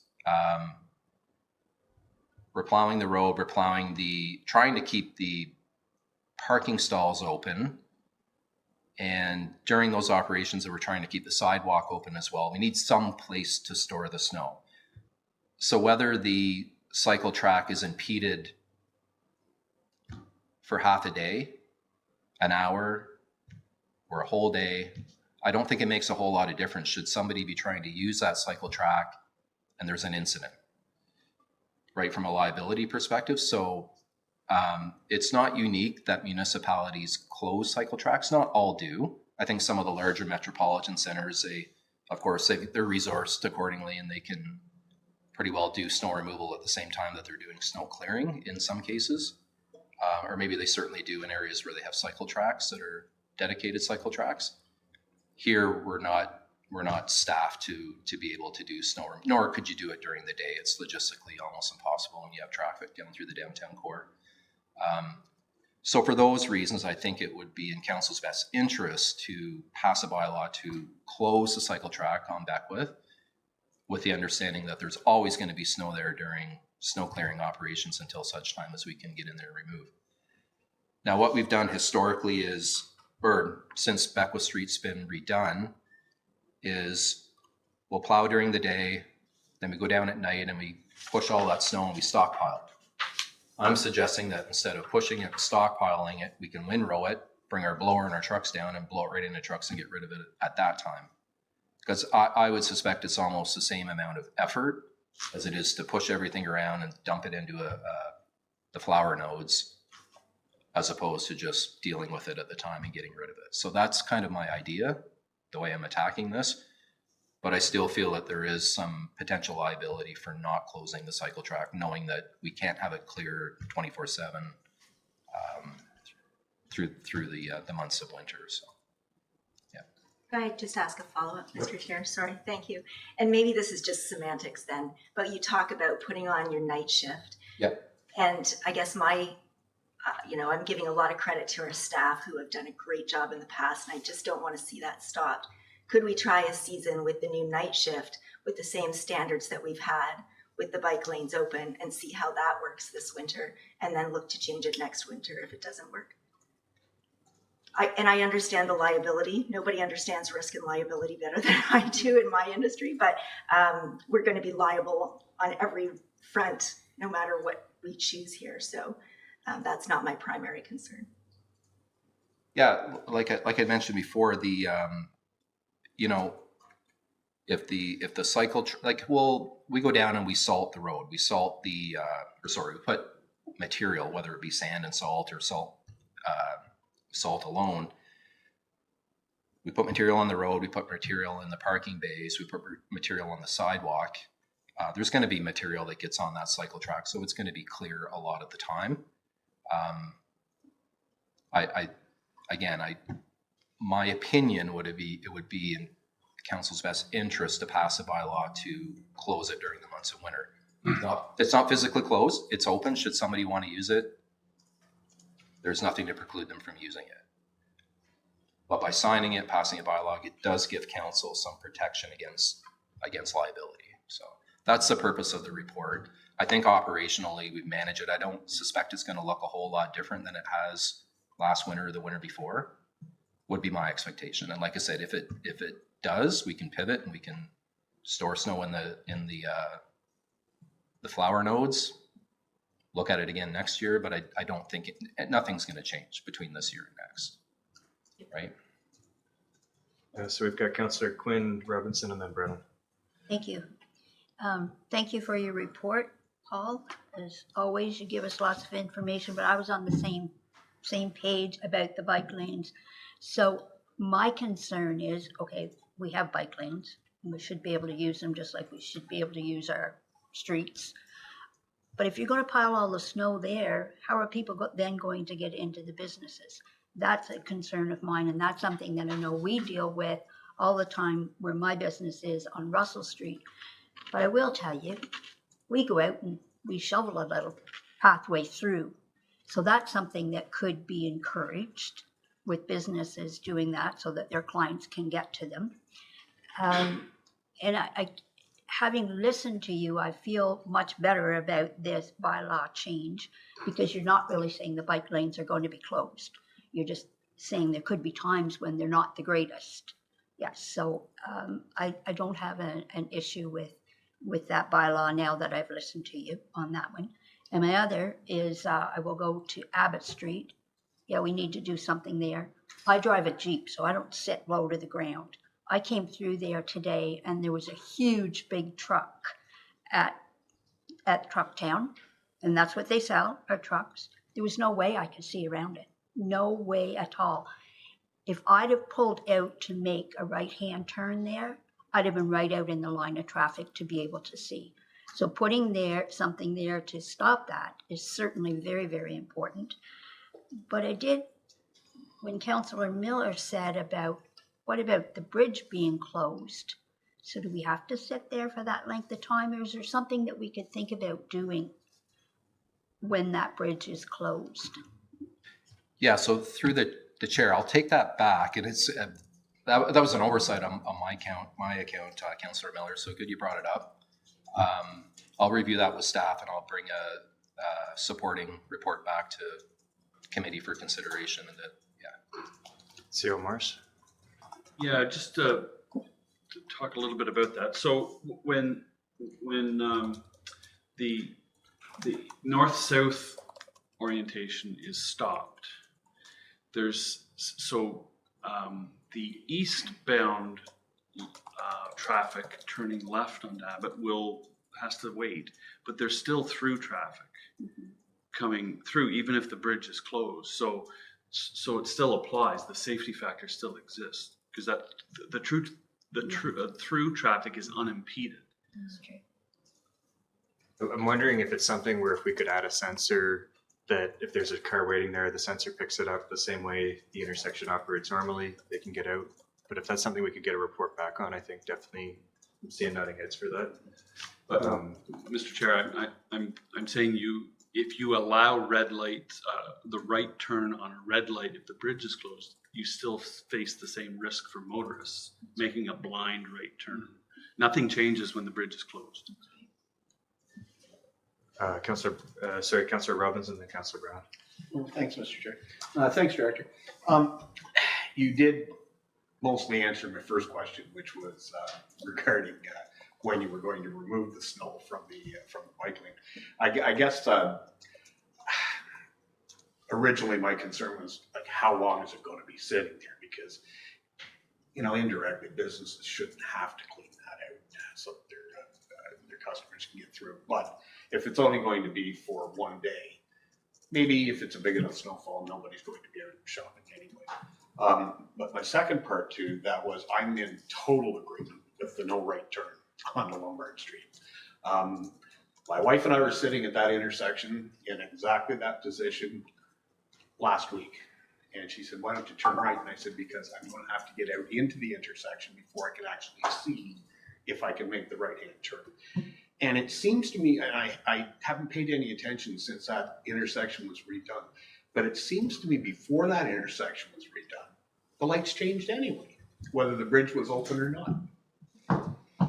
So, you know, even though the bridge is open and through traffic, the lights, I'm sure they changed anyway, and that allowed people to make a right-hand turn. So that might be something that we can look at. But no, I'm in full support of that. And I do support the bike lane being used as a temporary snow thing, as long as it's not going to last 3 or 4 days. Yeah, I think the when the Abbott Street Bridge is open, whatever you open or closed, or the road's closed because of the bridge, the I know there's quite a few vehicles that get queued up down Lombard Street to the west. I think it would give an opportunity for people on Abbott to give them a green light, for instance, and stop traffic on Lombard, would queue it maybe perhaps all the way back up to Ferrer Drive, and bottleneck the whole area, because it is closed for some of an extended, or what would feel like an extended period for somebody trying to get down through there. Yeah, so CEO Morris brought up a good point that when you're at a red light and the bridge is closed, you do still have through traffic on green going east and or west. So you're right that the same implication would still apply. Should you be trying to turn right to head east on Lombard, you'd be still risking probably a lot more traffic coming from the west than maybe you would have on normal circumstances with the bridge not open or not closed, open, whatever. You know what I'm trying to say. Councillor Brennan. Yeah, I'm confused now. But anyway, on that was a good point you made about I don't know, it's a can of worms, I think. Right. Anytime you talk about traffic, the one on the right on red, and the question was about if there's a boat, and then so there's 3 or 4 cars, and they're euchred because they can't turn right because it's a continuous green, right, heading east. So is there an opportunity to put that red for, I mean, we can control the signal, right? So you can make it red for, I don't know, 20 seconds, and then anybody can just snake around there and stop the traffic coming this way briefly, and then I think that can be accommodated, yes. that might be a solution. On the bike track, I saw the signs and stuff, and I understand that. I don't think there's a lot of bikes on the bike lane, frankly. And my only concern would be the access to the sidewalk, which is no matter which way the street is. That's always been a concern. So if there's, I guess the question is, if there was, say, 4 centimeters of snow, you would plow the traffic stalls and the sidewalk and leave the bike lane? That's right. Well, a portion of the bike lane might be plowed, but we'd windrow it in the middle, into the cycle track. Just as we do now. Yeah.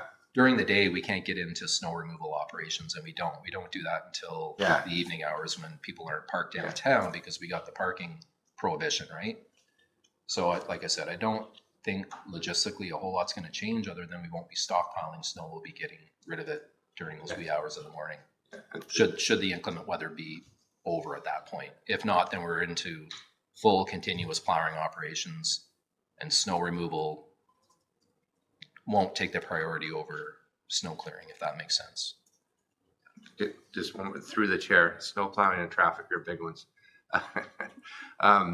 So just remind me what triggers snow operations amount. Is it 5? You mean in terms of depth of snow? Yeah. Generally, it's for 100 millimeters or 10 centimeters of snow for most of our roads. Yeah. So anything under that doesn't trigger any? That's right. But our level of service is way higher than that. We get out well ahead of that and we start applying material and plowing. Okay. And that's all per minimum maintenance standards. Thank you. Councilor McKenna. Just, I'm supportive of the, trying the Beckwith Street change that you recommended. And I'm less, and I support the stopping or the right-hand turn off of Abbott. Mostly my priority is keeping Lombard traffic moving and heading downtown. So even people that wanted to turn up when they see the bridge is closed, they jump over and stay and they go around. And it's only a few minutes. It really isn't a big deal. So, and there's very little traffic coming up Abbott heading to that intersection. So priorities are Lombard and for me and the other side of Abbott. So I'm supportive of, without tinkering with lights and getting into that, I would just try it and leave it alone. Yeah. Thanks. I'm just going to weigh in since we've gone through the list. Yeah, I guess my hesitation on the snow removal report was really based in Troy Dunlop's grinding or drilling it into us that we need to maintain the bike lane. There's a liability. So it's hard for me to kind of take that idea out of my head and put in a new one. But I think the success of it's going to come down to the speed that snow is removed, because I think one of the single biggest successes of the new Beckwith Street is not having that windrow and being able to park your car, get into the business and go about your day. So it sounds like we've got consensus for that and support for that. When it comes to the right turn on Abbott, I think Councillor Miller's got the question of the night, but I don't think it's that complicated. Like all our other lights have those sensors that are scanning down. They know when the car's there. I think if we don't have one that's in that area, we can add one. And then if somebody needs to turn, it can be part of the light cycle. So I'm hoping we can get an update on that, but it's definitely unsafe. So to put the sign up seems like a good idea. Mark Banco? Yeah, just one final comment there. Wonder if we could put notification at Alfred and Abbott indicating that swing bridge out. And just so people, before they get up in that section of Abbott, they would know that if you get up there, you're going to be stuck. Unless you're turning left, you could be stuck there for a great period of time. And so maybe just some kind of notification to indicate that bridge is out. Please avoid this area, maybe for the time being. We could certainly do that. That will have budget implications. We haven't budgeted for it in 2024. But my recommendation would be to, somebody had mentioned here that, you know, there isn't that much traffic on Abbott heading towards Lombard, and I would tend to agree. The number of times I've been down there monitoring the area and just checking out the geometry and that kind of stuff of the intersection itself, I would have to echo that there isn't a tremendous amount of traffic. And I think locally people, as they drive down Abbott, they could probably see that the lights have changed at the intersection. There's that one light that suggests that you can't turn down Abbott. They could probably see that as they approach, and then they would turn down Alfred anyways. My suggestion would be to try it if we get lots of resident complaints, or, you know, generally speaking, the town folks aren't happy with it, then we could look at something preemptive on Abbott Street to alert them to the bridge being out of service. So I think we've got the direction. Councillor Brennan, you have something new and riveting to add to this? No, I'm fine with it. The other thing is to get a traffic count on Abbott and see how many are actually going through that intersection in that direction. So through the chair, I just want to confirm we have agreeance for both recommendations as they stand. Yes, and I think you're going to come back with some kind of idea for that left-right turn when the bridge is closed. Okay. Great, thank you, Paul. So with that, we'll go back to Mr. Grinke with 51 Pearl Street development agreements. Thank you, Chair. Thank you, Mr. Chair. This evening, staff are bringing forward a recommendation that council passes a bylaw to authorize the mayor and clerk to enter into 2 development agreements with 670690 Ontario Inc. to implement development conditions associated with a couple of consent applications. So this is an administrative step to complete the 2 severances on from the long-term care home property on Pearl Street. So as council's aware, site plan approval and various other planning approvals have been granted to accommodate the development of a long-term care home on Pearl Street to be accessed through a municipal road allowance that was sold and conveyed to the property owners. The applicant has since come forward to sever off 2 pieces of land that are rendered surplus, not part of this development, and potentially to be conveyed and developed at some point in the future. However, nothing's been planned at this point. On November 23rd, Planning Advisory Committee conditionally approved the severance applications. And each lot has its own unique planning context, and it was determined that a development agreement to acknowledge and identify the work that is necessary at a high level would be the appropriate way to recognize that, and recognize that the work that would normally be done as a condition of consent approval, such as the environmental impact study and so on, cannot be completed without the development concept in place. There is no development concept in place. There may not be one for some time. So the development agreement would carry forward that way.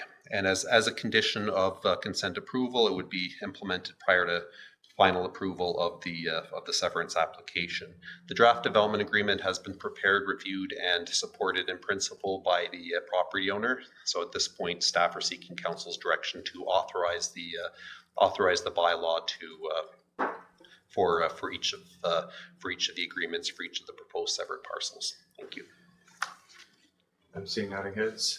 I have one question on this one, Carl. I just want to understand better what the difference between, there's a proposed easement in yellow on the Appendix A map, and what's the difference of an easement versus a road allowance when trying to, if we need to build houses in the parcel B? Thank you, Mr. Chair. In this case,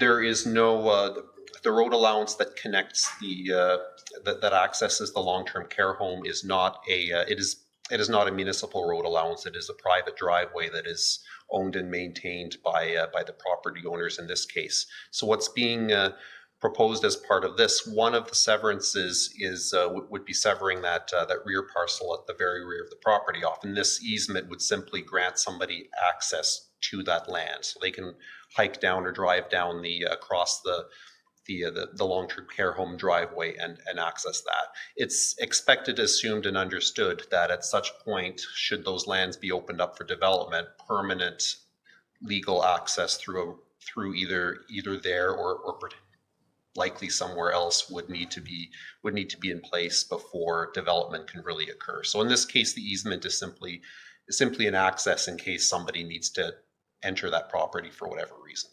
Okay, so how, if somebody buys that parcel and wants to build houses on it, how will they access it, or where will the road go? So at this point, Mr. Chair, it's being severed as an unbuildable lot. So the lot would not be entitled to residential development at this point because there's no permanent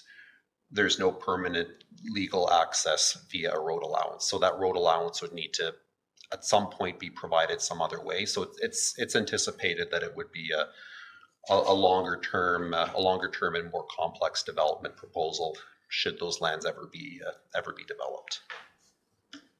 Okay. I guess we're creating an orphaned lot now that can't be developed, is what it sounds like. Through you, Mr. Chair, yes, and the zoning for that back portion actually is future development, which means that it cannot be developed as it is currently right now anyway. So this doesn't change the situation that was in place there. There's an existing, I guess, freeze on development at that location. So the zoning would not. So even if the severance were not to occur, and if that long-term care home would not be built, that back portion, for whatever reason, with that future development zone that's been in place for quite some time, there would need to be a complex planning process that would be required before we can rezone those lands to include residential development, regardless of the long-term care home or these applications. So the proposals don't change that fundamental zoning configuration. Okay, so I guess that would be done through the Davis Drive. There's land there that can be developed.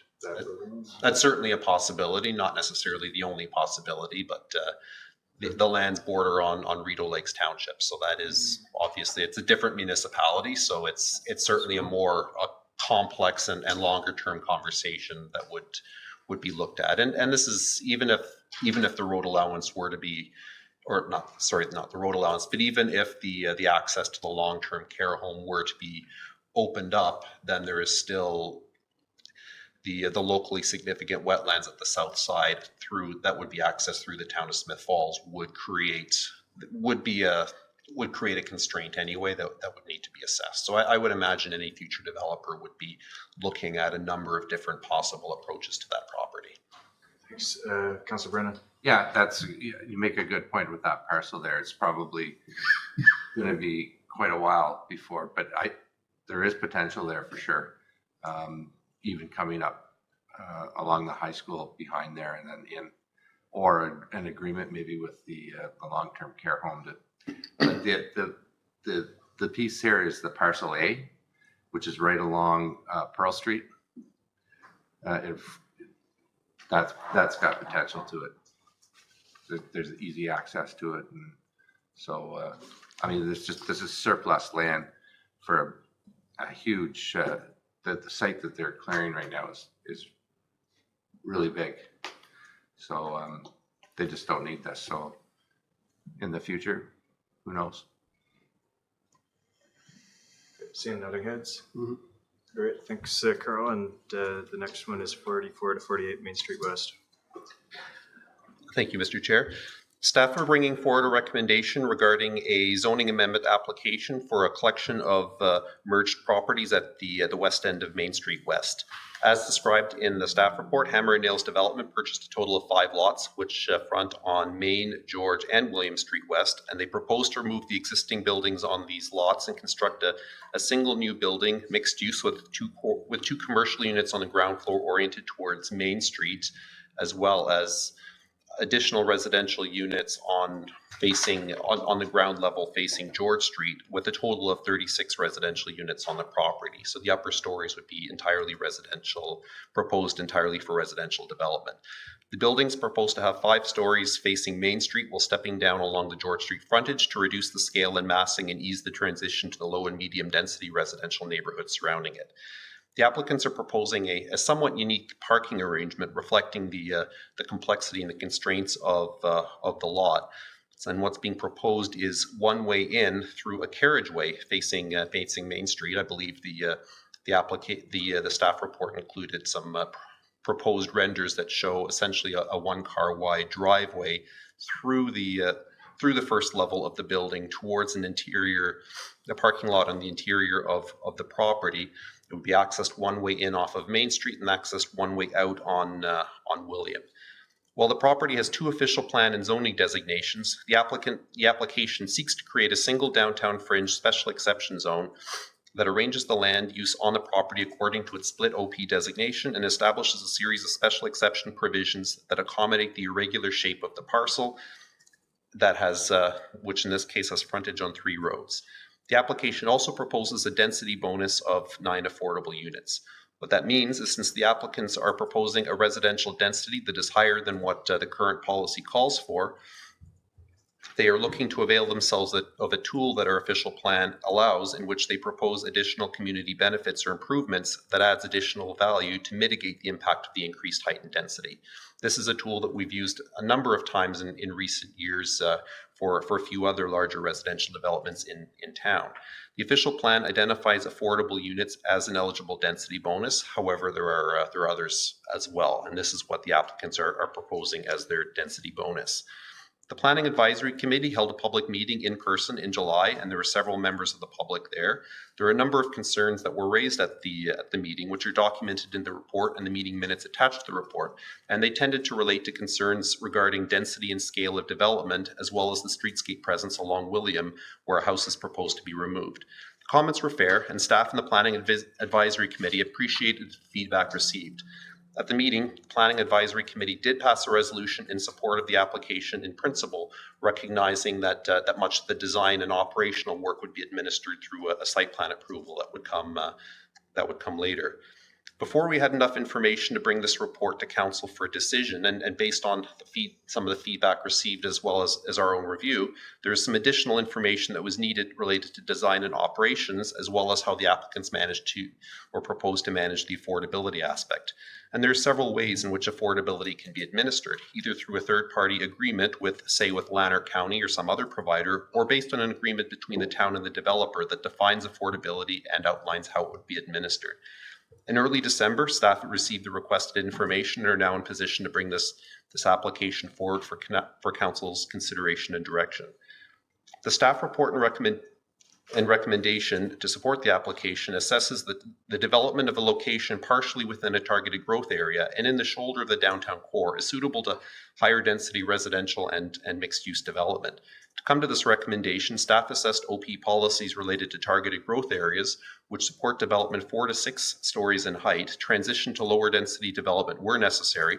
We also looked at policies regarding the downtown core designation that support an intensified pattern of development that supports the function of the downtown as a busy and pedestrian-friendly place with shops, services, and residents, as well as policies regarding neighboring residential designation where medium and higher density residential development is targeted towards specific areas where services are available.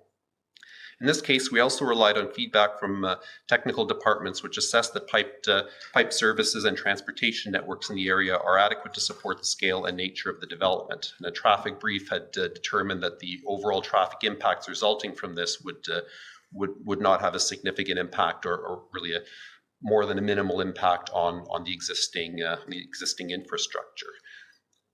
This development is unique in that it orients towards both the downtown-focused Main Street as well as the residential area around George and William, and does its best to present a compatible face to each context. Many of the design and operational aspects of the development would be administered through a site plan control application that would implement engineering, stormwater management, landscaping, lighting, design, and screening to best protect adjacent uses and integrate the development into the neighborhood. If council supports the proposal in principle, it is recommended that they adopt a downtown fringe special exception zone that applies to the entire property. And the special exception zone has a number of provisions that I'll just quickly go through. One is that the dwelling units are permitted on all floors of a building, provided the 2 ground floor units fronting Main Street will contain commercial uses. So that provision there is essentially aligns compliance with the official plan and the mixed use context, recognizing that the OP supports ground floor commercial development on Main Street, which is within our downtown core designation, but requires residential development elsewhere. So George Street, which is fundamentally a residential and institutionally oriented street, would see residential development facing there. The maximum staff are recommending the addition of a provision. The maximum height of a portion of the building that abuts the interior side yard on an existing residential zoned property shall be 3 stories. So that relates to the nearest house on George Street abutting the property. So the proposal calls for a 3-story building there to present more of a stepped height increase rather than jumping straight up to the 5 stories that are facing on Main Street. So that would be administered through the site plan control, but staff are proposing that be enshrined in zoning. There's also a number of following special exceptions provided for in the zoning, including increases to or reductions in the minimum front yard, interior side yard, and exterior side yard. So those reductions are being proposed. However, in this case, the existing structures on the lot, for the most part, actually encroach on the existing street. So if that row house development on Main and George there is removed and these structures are built as proposed, they would actually be further back from the road than what's in place right now. The minimum aisle width for the parking area is proposed to be reduced to 6 meters, which is the zoning standard in the previous zoning bylaw, and is rationalized by the fact that parking would be one way here. And then a couple of other minor reductions in technical provisions here. There was a proposed bike aisle width reduction, and one of the new provisions in the zoning bylaw requires certain standards for bicycle parking. So that one was actually not supported by staff because we had concerns that that would not leave sufficient operating space. But by not approving that application, the applicants will simply work with through the site plan process. And there's a couple of options that we explored to implement and support bike lane parking. And the staff recommendation is that any zoning approval be accompanied by a holding zone. And a holding zone is that's a planning tool that effectively establishes conditions to development, meaning the development cannot proceed until the conditions as established by council are fulfilled. So in this case, we're proposing that the holding zone would establish two conditions. Firstly, a site plan control agreement that administers design, engineering, and servicing requirements for the property, establishes appropriate landscaping or screening on William, and implements the downtown core design guidelines. The second provision would be an affordability agreement that establishes affordability requirements for 25% or 9 of the residential units associated with this development. The agreement will administer the affordability requirements and prescribe the duration, the definition of affordability, and prescribe monitoring and enforcement provisions. The new community improvement plan actually establishes parameters for what would go into an affordability agreement. So this isn't a community improvement plan application at this point, it's a zoning provision, but we have a basis, a template that is helpful and can be used to model that. And in this case, the applicants have advised that they wish to proceed via an affordability agreement that where council defines those specific affordability provisions as the way in which the affordability piece would be administered. The site plan application, of course, would be approved by staff, following a review by the Planning Advisory Committee, but the holding zone provisions highlight aspects that are particularly important to focus on. And the holding zone would be lifted by, so if the zoning is approved and in effect with the holding provision, then council would, when ready, council would be in position later on to consider a bylaw to lift the holding provision. So we would be granting notice, giving notice to the public who participated in the process when we're at that stage and when council's ready to do that. So staff's assessment is that this application is broadly supported in policy, subject to the provisions above. And in conclusion, we acknowledge the work of the applicants, the publics, and the stakeholders for their participation in the planning process, and welcome council's direction on this application. Thank you. So we've got Councillor Miller to start. Thank you. Thank you, Manager Drenke. It's so exciting to finally see some movement on this corner, although I have to say I'm so sad that 20 years ago someone didn't buy that row house and try to renovate it, and I know it's far too late now to do it, but that's a sad thing. So if you don't mind, Mr. Chair, I have two questions. The first, can you speak to the need of commercial space at all? I mean, that is way up Main Street. Could we not have ground floor housing instead of commercial space? I understand it's in the official plan, but there's a term for making changes to that you know and I forget, but can that be considered? Through you, Mr. Chair, and that's a fair question, Councillor. So you are correct. The proposal here has been designed and curated to meet the official plan's requirements for ground floor commercial. So I do not know whether or not the applicants have marketed the commercial units or whether they've had any success in renting them. The downtown fringe zone where this property applies would provide for a slightly different mix of commercial uses than those that are permitted in the downtown core, that are intended to be more compatible with an industrial landscape. So I think at this point, certainly the proposal complies with the intent of the official plan as it relates to the mix of land uses. Should they have difficulty marketing those properties for commercial purposes, or should the official plan update that we're going to be undertaking sort of demonstrate an evolved need or perhaps a less of a commercial demand sort of on those fringe areas of the downtown core, then certainly council would have the opportunity to have another look through either a separate application or through changed policies for that particular area. So just as a follow-up then, we did a recent study that shows we have an abundance of commercial property, and we certainly know we have a housing crisis. So I would like to see that be considered. And my second question is, can we ensure that the affordability factor is achieved through a community partner like CareBridge versus manipulating that through the town or through our agreement. Is that a possibility? So then we can really ensure that those units go to people who really, really need them. No, that's through you, Mr. Chair. That's a fair comment, and we can assess that. I don't have an answer at this point. Certainly, we can reach out to CareBridge and investigate, and the applicants as well, and investigate whether there's the ability. I think that's a fair point. We through an affordability agreement, we would be spelling out the rate by which affordability is defined, some general enforcement provisions, but we typically would not be involved in regulating who actually rents the spaces. So I understand where you're coming from, and we can certainly investigate that implementation aspect through the future steps. Councillor Robinson, then Councillor Brennan. Thank you. Thanks, Carl. I agree with Councillor Miller about the affordability units, which I'm happy to see that the developer is willing to provide.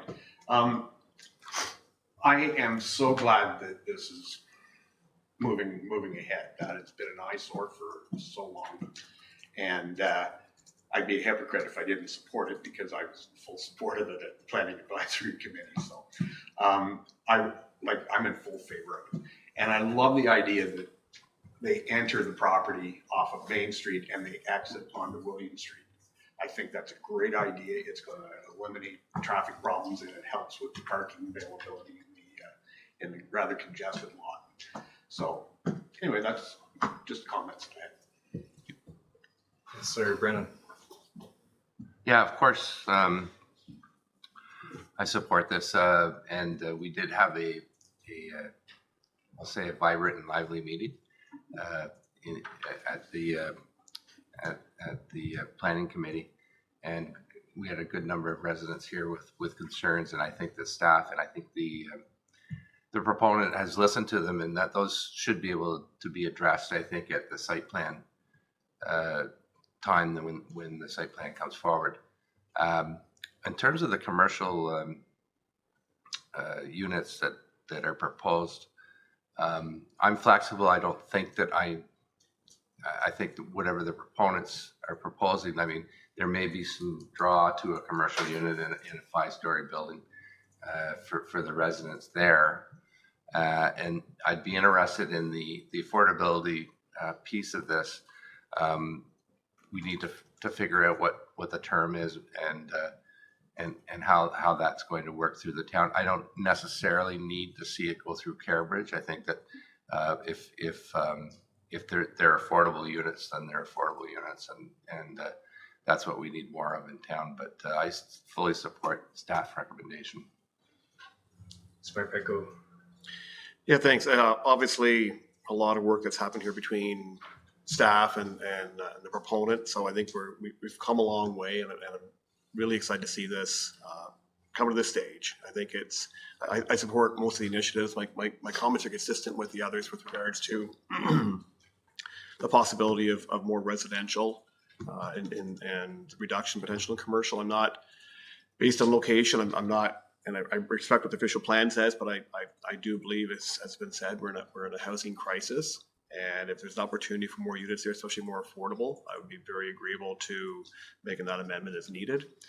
And the affordability factor it's important for us to understand that, because if market rent is $2,500 and the affordability agreement indicates 80% of that, which knocks it down to $2,000 a month, it's still not affordable to 65% of our citizens. So I'd be interested in knowing what affordability means. And I know there's 36 units, 9 considered affordable. I think it's important for me to understand further what those price points will be and have them entrenched in the agreement. And if it means they are smaller units, I mean, the key thing is it's got to be affordable to the majority of the population. So other than that, I think a great piece of work and a lot of creativity went into making this get into the pack and into here. So I'll support the rest of the initiatives. Thank you, Mr. Chair. I'm supporting the application for zoning bylaw amendment, and the holding zone as described. I did have a question. Under consultation, it didn't mention the fire department. I assume that they would have been consulted. I just question that alley or that right of way, whether that's accessible by fire department to get in behind the building, or do they have to come in the one way off of Million in the event of a fire? It looked like it was more of an alley with a height restriction. So I just wanted to understand, if they're okay with it, I am. Through Mr. Chair, each department was circulated the original zoning amendment application that establishes the principle of the use. We did not receive feedback or comments from each department, especially as it relates to fire. That's absolutely a fair point. And through the site plan control process, where there will be more focus on the design, the dimensions, all of those particular aspects, we expect that the fire department and building services would have more of a granular and detailed approach to assisting the review of that application. Thank you. Councillor Quinn. Thank you. Thank you, Carl. A lot of work's gone into this, and I also agree it's wonderful to see something moving forward on this property because it has been derelict for years. So it's fantastic. I do question, yes, why we need commercial in that particular area. So maybe that's the place that we could put some smaller bachelor apartments or something like that, that the cost wouldn't be as much, that there would be other people that would be able to, there would be people that would be able to afford that. And there's many people right now looking for a smaller place. They don't need the big houses any longer. They don't need the big apartments. And I really think that this company should be remain in control of who they rent to. I don't see them going into an agreement with another proponent at all. I think that this is their property and they should be controlling it. And so maybe that's one way they could. And maybe that's one way that they could have nice apartments in there that are affordable to people. And we have to remember, every time someone moves into places like that, they're opening up someplace else for someone else to move into. So we are creating more rental property. So that, just my opinion, that I don't see the reason for the commercial there. And like I said, maybe that's what they need. There's just a nice little bachelor, a couple nice little bachelor apartments in that area. Sir Morris. Mr. Chair, if we could just ask a point of clarification. Has the proponent asked for relief from this first floor's commercial requirement? Through you, Mr. Chair, the proponent has not. They've indicated a desire not to amend the official plan at this time and proceed on an application on an ask that was compliant with the official plan. So had that proposal been submitted for an exclusively residential development, then we'd likely be looking at an official plan amendment that would be processed sort of concurrently with the zoning application. So certainly if we were to approve the zoning as submitted, I'm not sure if the applicants prefer residential or prefer commercial development at that location, but certainly we can consider a request submitted at a later date if they indicate that they need that residential meets their needs better at that spot. With that answer in clear view, I would caution council against imposing something that complies with our own policies. That could be appealed and would probably be very successful. Thanks, Sir Morris. I'll weigh in with my comments, and it comes down to the parking for me. If we look at our downtown core, you'd never be able to build a downtown today because of the parking requirements. So what we are able to build is out on Lombard Street, and then when we have an event like the parade on Saturday, we're not taking it out down Lombard Street in those kind of spread out, sprawling areas. We're taking them in our downtown core where it's dense and it's got the heart of our small business community, and it's got the most architectural features and that pedestrian walkability aspect. My issue with the site plan as it's proposed here is that it demolishes a home on 35 William Street, and that is an affordable home right now. It's and we're not building affordable single family homes. Whenever we build affordable units, we talk 1 bedroom, 2 bedrooms. Sometimes we put up townhouses, but it's very rare to see a project that's going to build affordable single family homes. I would love to see a way to adjust the parking, reduce the parking requirements to be able to keep that property intact, reduce the green space. You know, it's a block away from the biggest collective park parcel in town. There's a commercial parking lot 150 meters away from the property. So if there's any way that we could work with the site plan to adjust it to keep that house, I think that would be a game changer, and that would, I think, help to satisfy some of the concerns in the neighborhood, because as we see from the consultation and the public meeting, the neighbors were overwhelmingly against this proposal. The second side of it too is I'm worried about talking about how we're going to implement the affordability, because we're making a decision tonight on the zoning, and that's our last tool, or that's the last piece of leverage we've got on this property as it gets built. So I'm really nervous that we don't have the affordability agreements in place, because I'd really like to know what that means. Is it a 5-year like the original CIP? Is it a 10-year? Is it a 25-year?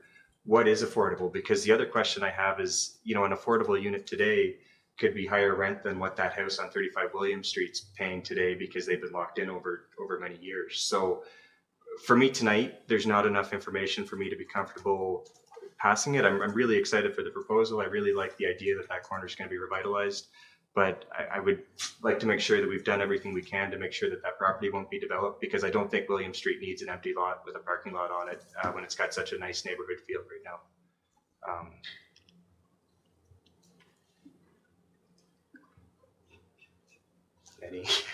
I'm not seeing any heads up for that. Councillor Miller? Manager Grenke, can we delay this at all to get more details on the affordability piece? That seems to be a common theme around the Horseshoe. Through you, Mr. Chair, certainly that's, I'll welcome council's direction on that.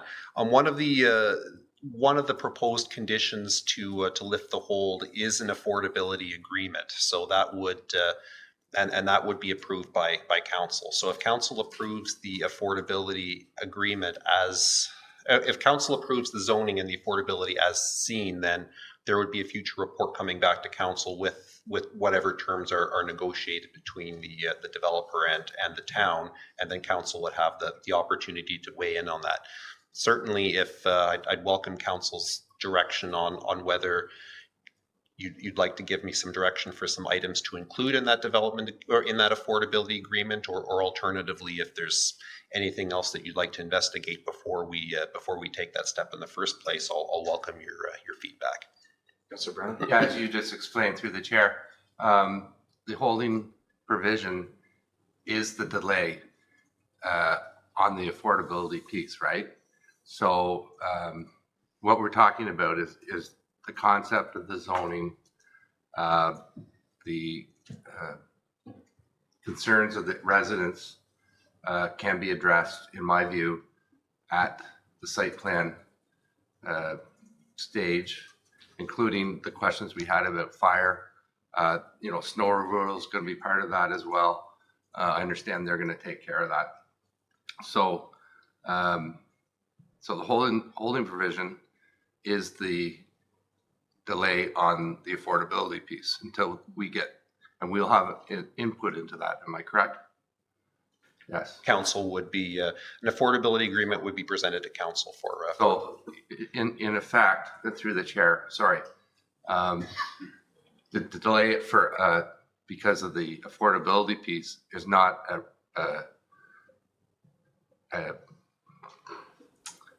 a way to change the whole look of the building.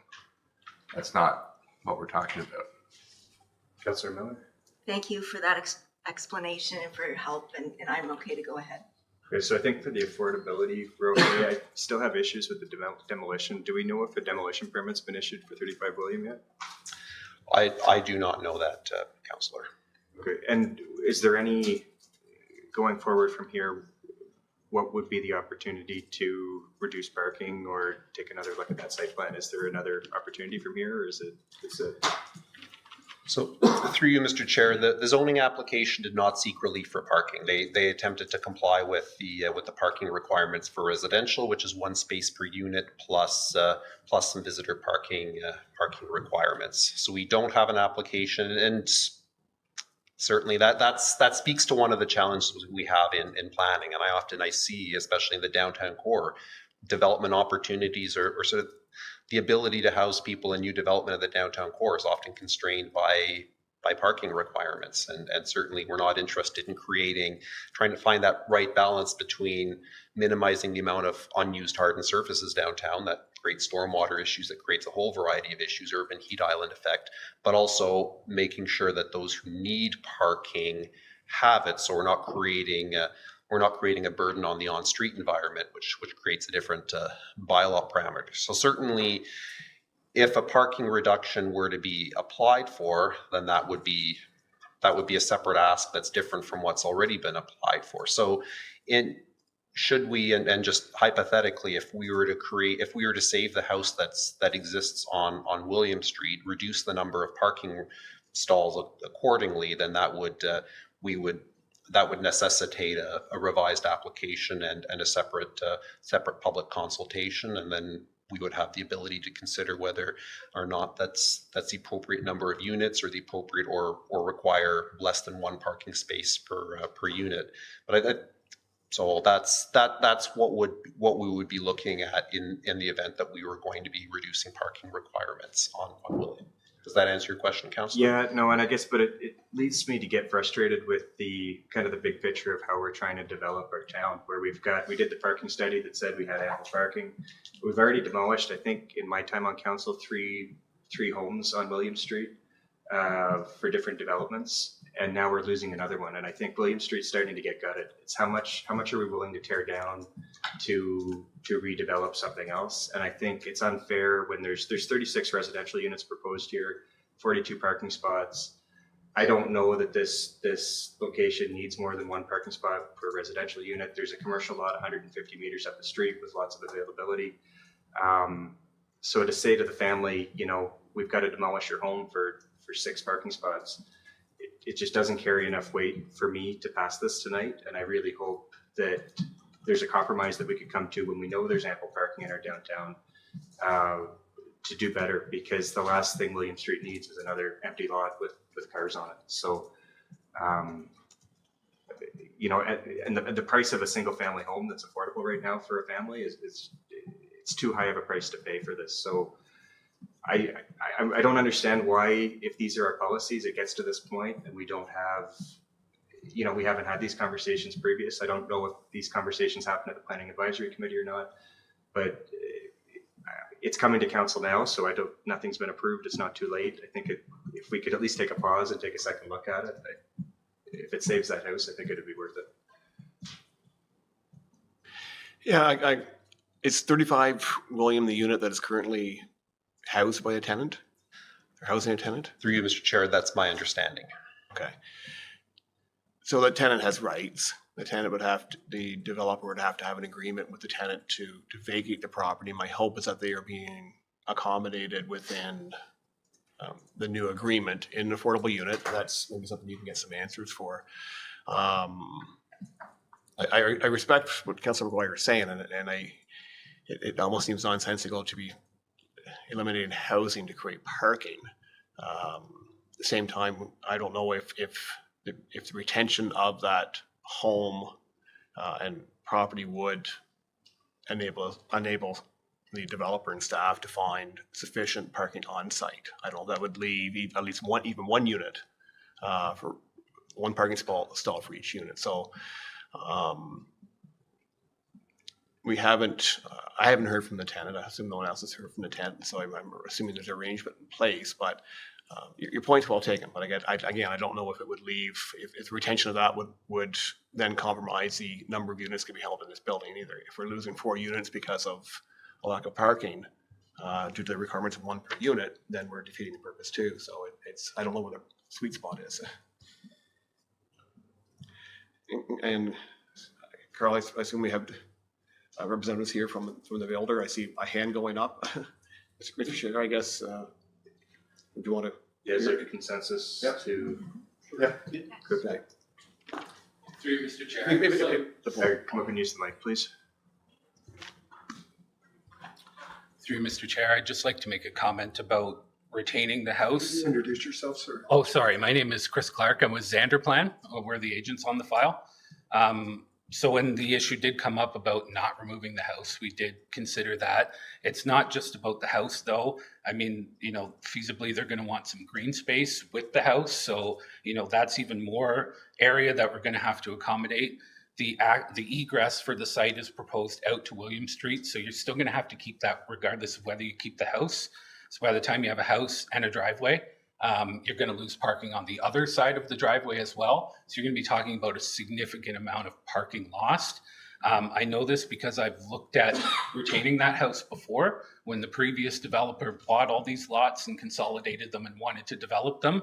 The goal was to try and keep those houses, and the optics of having an exit beside the house and making all the parking work was much more difficult than if we remove the house. So I respect the concern with losing an affordable unit especially, but I think we need to look at the overall goal of bringing more units to this area, redeveloping and revitalizing a lot that really needs it. And at the end of the day, I mean, our clients now only took over a property that was already consolidated and bought this way. Had it not included William Street, we would have come up with a proposal that, kept the house, but they're working within what they bought. This is their property. They have the right to develop it the way they want. And I think we need to look at the overall benefits that we're bringing as opposed to, should we lose this one house for 36 units? Like what's appropriate at the end of the day? So I would hope that, we can look at the overall benefits here. And, if the person living in that house is looking for an opportunity, we have 36 units that are going in right where they are right now. So, I mean, if we want to work with them to see if there's an option there, then we can. Thank you. Let's see. So consensus is to go ahead with it. I'm not going to be supporting it for the reasons I stated, but thank you, Carol. And we've got next up the contract for the Heritage Conservation District study. Thank you, Mr. Chair. Staff are bringing forward a recommendation that Council awards the Downtown Area Heritage Conservation District Study Project to Stantec Consulting for $122,000 and change. The Heritage Conservation District Study is an item identified in the town strategic plan as an initiative intended to support the priority of the redevelopment of the waterfront and downtown. A Heritage Conservation District, when complete, identifies and recognizes the collective heritage value of areas and neighborhoods that have common threads and provide guidelines for managing future development and the heritage of existing structures and neighborhoods. The goal is to create a policy document that identifies and strengthens a sense of place that is really focused on the history and landscapes inherent to Smith Falls as distinct from other neighborhoods and other downtowns. A Heritage Conservation District Study, or HCD to use the acronym, is a two-phase project. The first phase is the study phase, which undertakes a deep dive into the research of our buildings, our history and local context, engage the community, assess the needs and desires of the town, including property owners, and comes up with a series of recommendations. The report will outline which parts of downtown, if any, meet the criteria set out in the Ontario Heritage Act for designation of a district and proposed boundaries. We've identified the entire downtown core as designated in the official plan as the study area. However, the consultants will or may assess or recommend a current border depending on what they find. And that's not unusual in a Heritage Conservation District process. The study will also assess current policies and legislation, detail a strategy to conserve or protect heritage resources, assess alternative tools that can be layered with an HCD, and also whether any supporting changes need to be made to the official plan or zoning bylaw. Council will be engaged through this phase, and following the study will now have an opportunity to decide whether they wish to proceed with a second phase, which is the HCD plan. The plan builds on the work of the study and assembles a series of guidelines that are more prescriptive and outline a set of expectations for building alterations, as well as looking at new infill development. Again, the draft plan will have an opportunity for public and stakeholder consultation. It is important to note that the studies we've reviewed have typically sifted properties into different categories or zones depending on their heritage significance, and non-historically contributing properties would normally not be subject to the same attention as ones that are more significant. And that's important to note, and Council ultimately will have will have the final say on what this looks like. No two HCDs are exactly the same.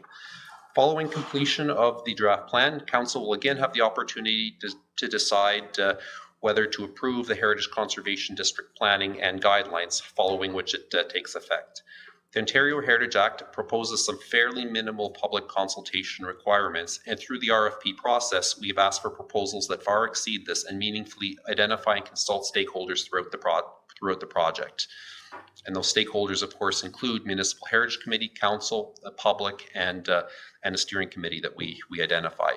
We lump the two phases into a single RFP as it stands to reason that all things being equal, the consultant who delivers the study and has all of the information firsthand would be best placed to develop the plan. So the RFP was organized as a two-phase process. I'm pleased to report that we had 3 qualifying proposals for this project: IN Engineering, Stantec Consulting, and Trace Architectures. An evaluation panel consisting of staff and a member of the Municipal Heritage Committee reviewed the proposal, and according to a scoring matrix that assessed methodology, level of effort, consultation, related experience, and bid cost. The RFP identified the bidder with the highest score of 100 would be the bidder that's recommended to council for award of the contract. While the top 2 scores are extremely close, Stantec had the highest score by the evaluation team based on the emphasis they showed to interactive mapping and online engagement, the timelines that more closely aligned with the RFP requirements, and a very experienced project team that's delivered several projects. The references from other municipal officials who've worked with this team in the recent past were highly positive and highlighted their strong approach to community engagement, responsiveness to local conditions, and adherence to timelines and budget. And that last part is certainly important from our end. The evaluation group is confident in the delivery of a robust process. Based on that, staff are recommending the council awards the HCD study contract to Stantec in the amount of $122,060.10, and the mayor and clerk be authorized to execute the contract with the proponent to initiate the work.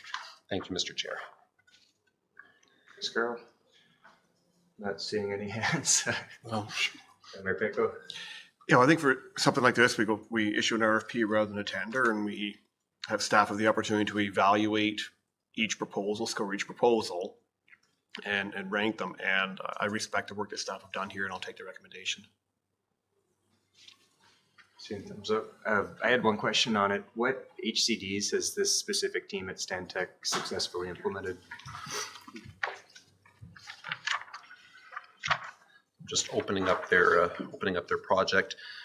So they're underway. They're undertaking the Main Street East Corridor HCD in Grimsby.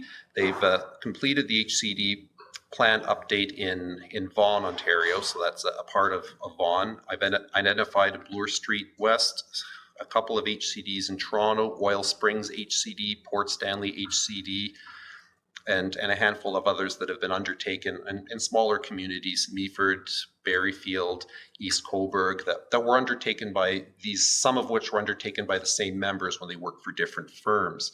Kincardine HCD study and plan was identified as a reference, and the HCD study was approved by council. Ultimately, the plan was not approved by council, but the deputy clerk, the reference we received from that municipality suggested that it was not an issue of the work. They're very, very pleased with the work that the consultant had done. There were a number of factors beyond the consultant's control. So I made sure that I wanted to get some context from them as they were identified on the plan.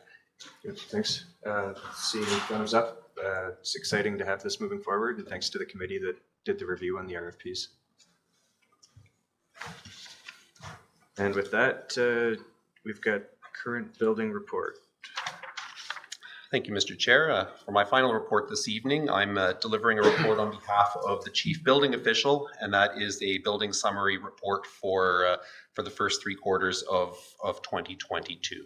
So one thing that staff have identified is regular reporting of building activity in an aggregate form. So we wouldn't be getting into the specific details of what permits are issued for which properties, but just in aggregate detail will provide us the opportunity to assess trends, look at benchmarking service levels, as well as provide council with a high-level indication of building activity as it moves forward. So beginning in 2024, staff will be bringing forward reports like this on a quarterly basis, and I'll welcome any feedback or discussion from council. Councillor McKenna. Thank you, Mr. Chair, and I really do appreciate the support your recommendation that we accepted. And I do like the high-level chart. I'm not looking for more information in the chart itself, and I guess when we get into this in the future, I wonder if council would be open to more of a 5-year look rather than a 2-year. It's hard to assess trends year over year unless I have a little more historic data. So if we went back even to 2000 or something and going forward, keep maybe a 5-year rolling would be more beneficial to me. But I really like it. Thank you. There's no other ones. I've got a question on the table. I agree with Councillor McKenna's comments. Is the number of total permits of November 15th, that's the ones outstanding from years previous to 2022? Or how does that number, the 191 and the 171, get calculated? So these are the number of permits that have been issued between January 1st and November 15th of these years. Okay, so I'm missing something. What's the, like, it's not just a total of the column? So what number's not in there that? Okay, so I think through you, Mr. Chair, so apartment dwelling units. So looking here, there's a number, the largest number of permits, certainly in 2022, less so this year, are for apartment buildings. So for instance, we had a couple of very large apartment buildings that were approved in 2022. So those would have been, so a single building permit could have accommodated many different units. So what's reflected here in the residential is the total number for apartment dwelling units, new house permits, the total number of units, but that's not necessarily the total number of building permits in that. Okay. So we can certainly clarify that in future reports. Great. And the only other piece of data I'd like to see is the number of outstanding permits that are still in progress. But this is great. Good. Thank you. Councillor Can McKenna. I just get clarification on what you mean by outstanding permits?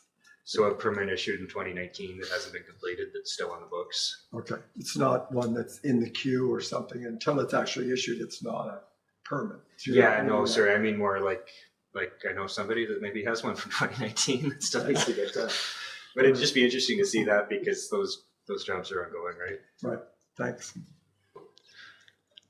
Mr. Chair, to confirm, we're looking for permits that have been issued a certain number of time ago, but are not closed off or are not completed. Yeah. Okay. Just interesting to know what the total is. I can work with building staff to identify a good benchmark to work with. Great. Seeing no other questions, comments, thank you very much. Big night, Carl. Thank you. And next we've got approval of lease for Real Deal Reuse Center. Ms. Clark. Good evening, everyone. So I'm here before you this evening seeking adoption of the recommendation presented in the report. Specifically, I'm looking for approval to sign the lease agreement between Real and the town. Salient points of the lease are that in recognition of their valuable work with the town in terms of waste diversion and the Real Reuse store and the other opportunities that they provide to the community, we provide the facility at 85 William Street West for no cost. The town absorbs the cost of the lease with Parks Canada, which is currently sitting at about $1,520 per annum. The town is responsible for repair and maintenance to the building envelope, and we're going to just shelve that for a second. And Real is responsible for all operating and utility costs. I had a fairly frank conversation with members of the board to say, what is your succession plan? They're recognizing that much like many of the other community organizations, there's an aging volunteer component and they're not sure what they want to do in the future. So I asked, if this is a 2-year lease, are you going to be around for 2 years? What's your plan? They said that they will start those conversations. They feel very strongly that we should not, as an organization, put in copious amounts of repair and maintenance dollars to that facility. It was at one point prior to my arrival, it was identified a new roof was probably a good investment. They unequivocally said that's not something we're looking for. This is a sort of sunset opportunity in this building. So that's why the lease is actually only 2 years as opposed to much longer. So this will buy us some time to figure out what we want to do with that facility, what we want to do with that area, and moving forward, if it's something that we want to turn over to Parks Canada or move, maybe maintain the reuse center there, we're not sure. Those are ongoing conversations. So that's why the lease is only 2 years. It'll give us that opportunity. Now, after consultation with the CAO, in his good judgment, we did build in a clause to extend that if necessary, just in case we need to. So, any questions? Seeing thumbs up. Councillor Quinn. So thank you for your report, Stephanie. Have you come to an agreement with Parks Canada on the lease, or is that still ongoing? So I was advised that that is still ongoing. We don't have an invoice for anything more than $1,520 per annum at this time.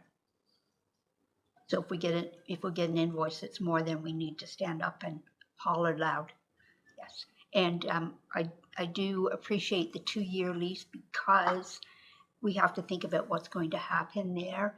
And that building, I'm not an engineer, I can't say, but I look at it myself and I think, oh my goodness, I'm not sure it's worth putting more money into it. So it gives us 2 years to look and 2 years to maybe come up with another building or something to help them to say yes, they want to remain, but they may have to go someplace else to do that. So that 2 years is wonderful. That's very good. Thank you.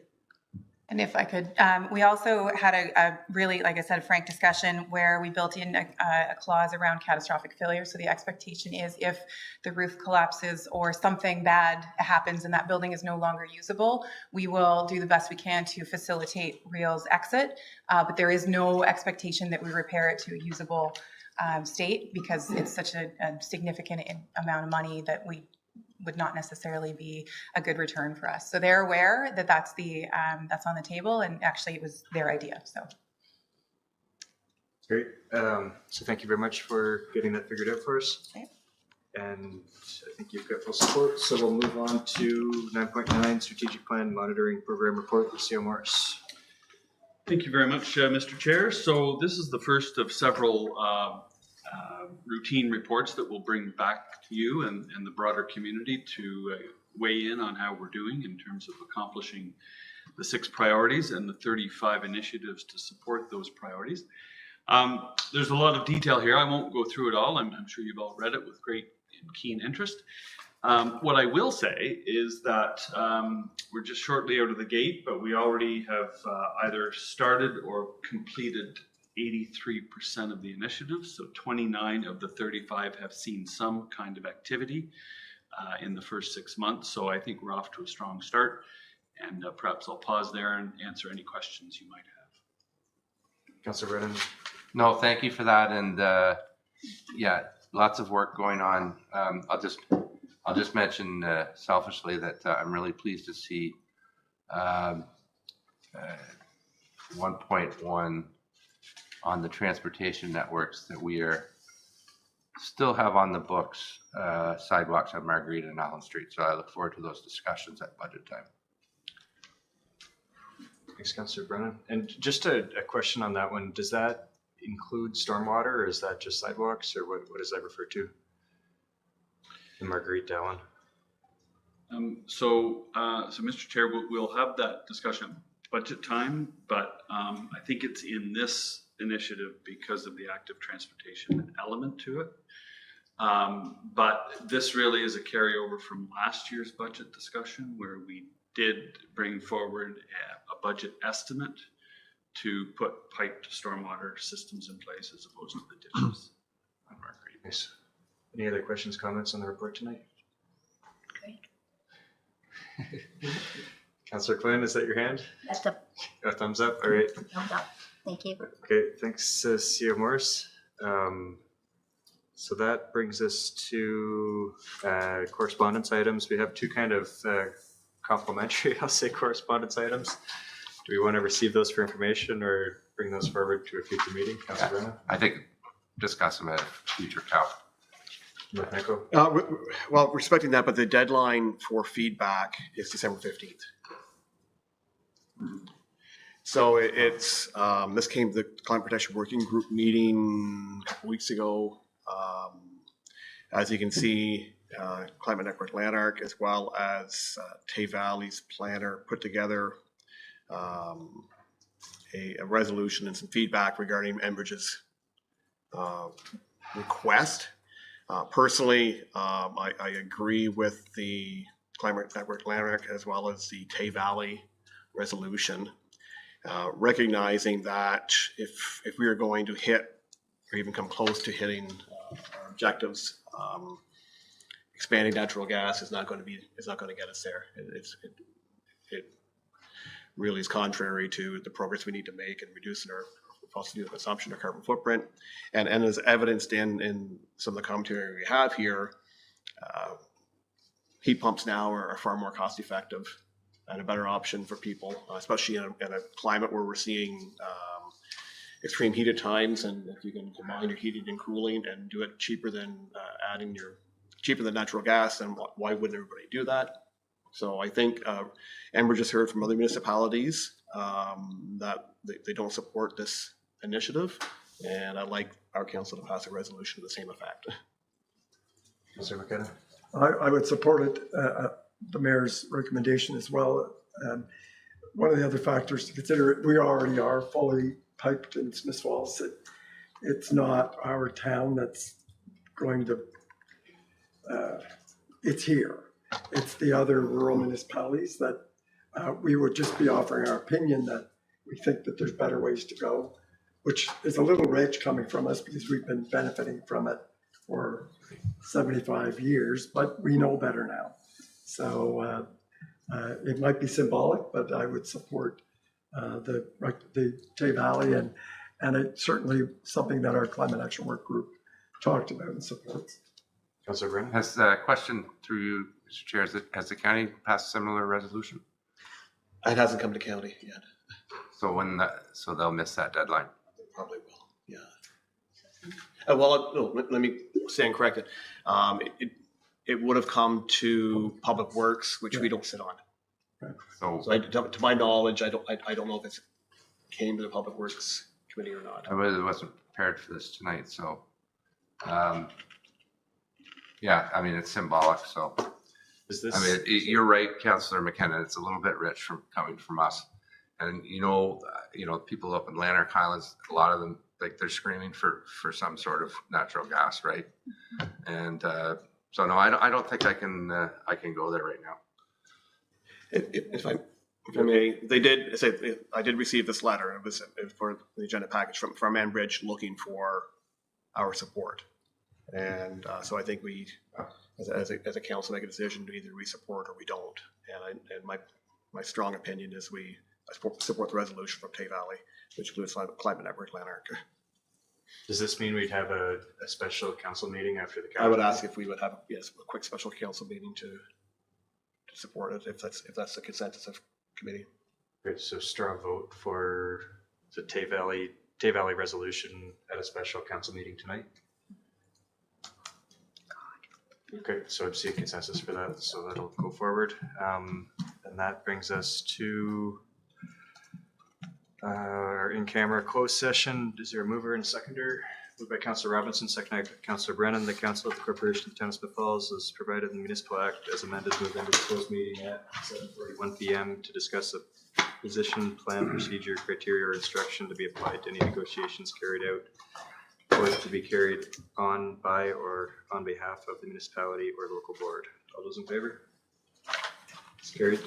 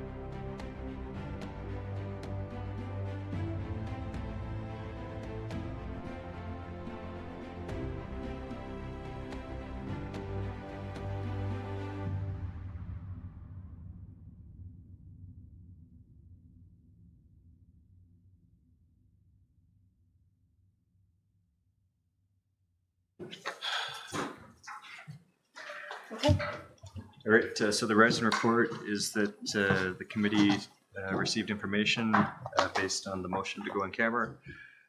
We'll take an amendment to the agenda to discuss the climate correspondence items previously discussed. Yes, I'm wondering if we have consensus, or majority certainly from committee of the whole, to provide direction to staff and myself to provide a letter to Enbridge indicating that we are not supportive of the resolution they've proposed, but in fact we are supportive of the resolution that has been supported by Tay Valley and Climate Network Lanark. And simply we provide a letter and include that correspondence with it. Going back to you, Mr. Chair, I guess if that's. So all in favor of adding that to the agenda of 9 point, what did we, is that 10.0 we go to or 9.99? I think we have direction. Okay. So we don't need to. We should have a straw vote just to be sure. Okay, so same as before then? All those in favor? Okay, so that's carried. Okay.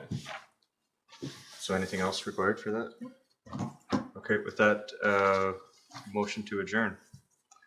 Moved by Councillor Robinson, second by Councillor Brennan. The committee adjourn its proceedings at 8:14 p.m. and stands so adjourned until the next duly called committee meeting. All those in favor? It's carried. 8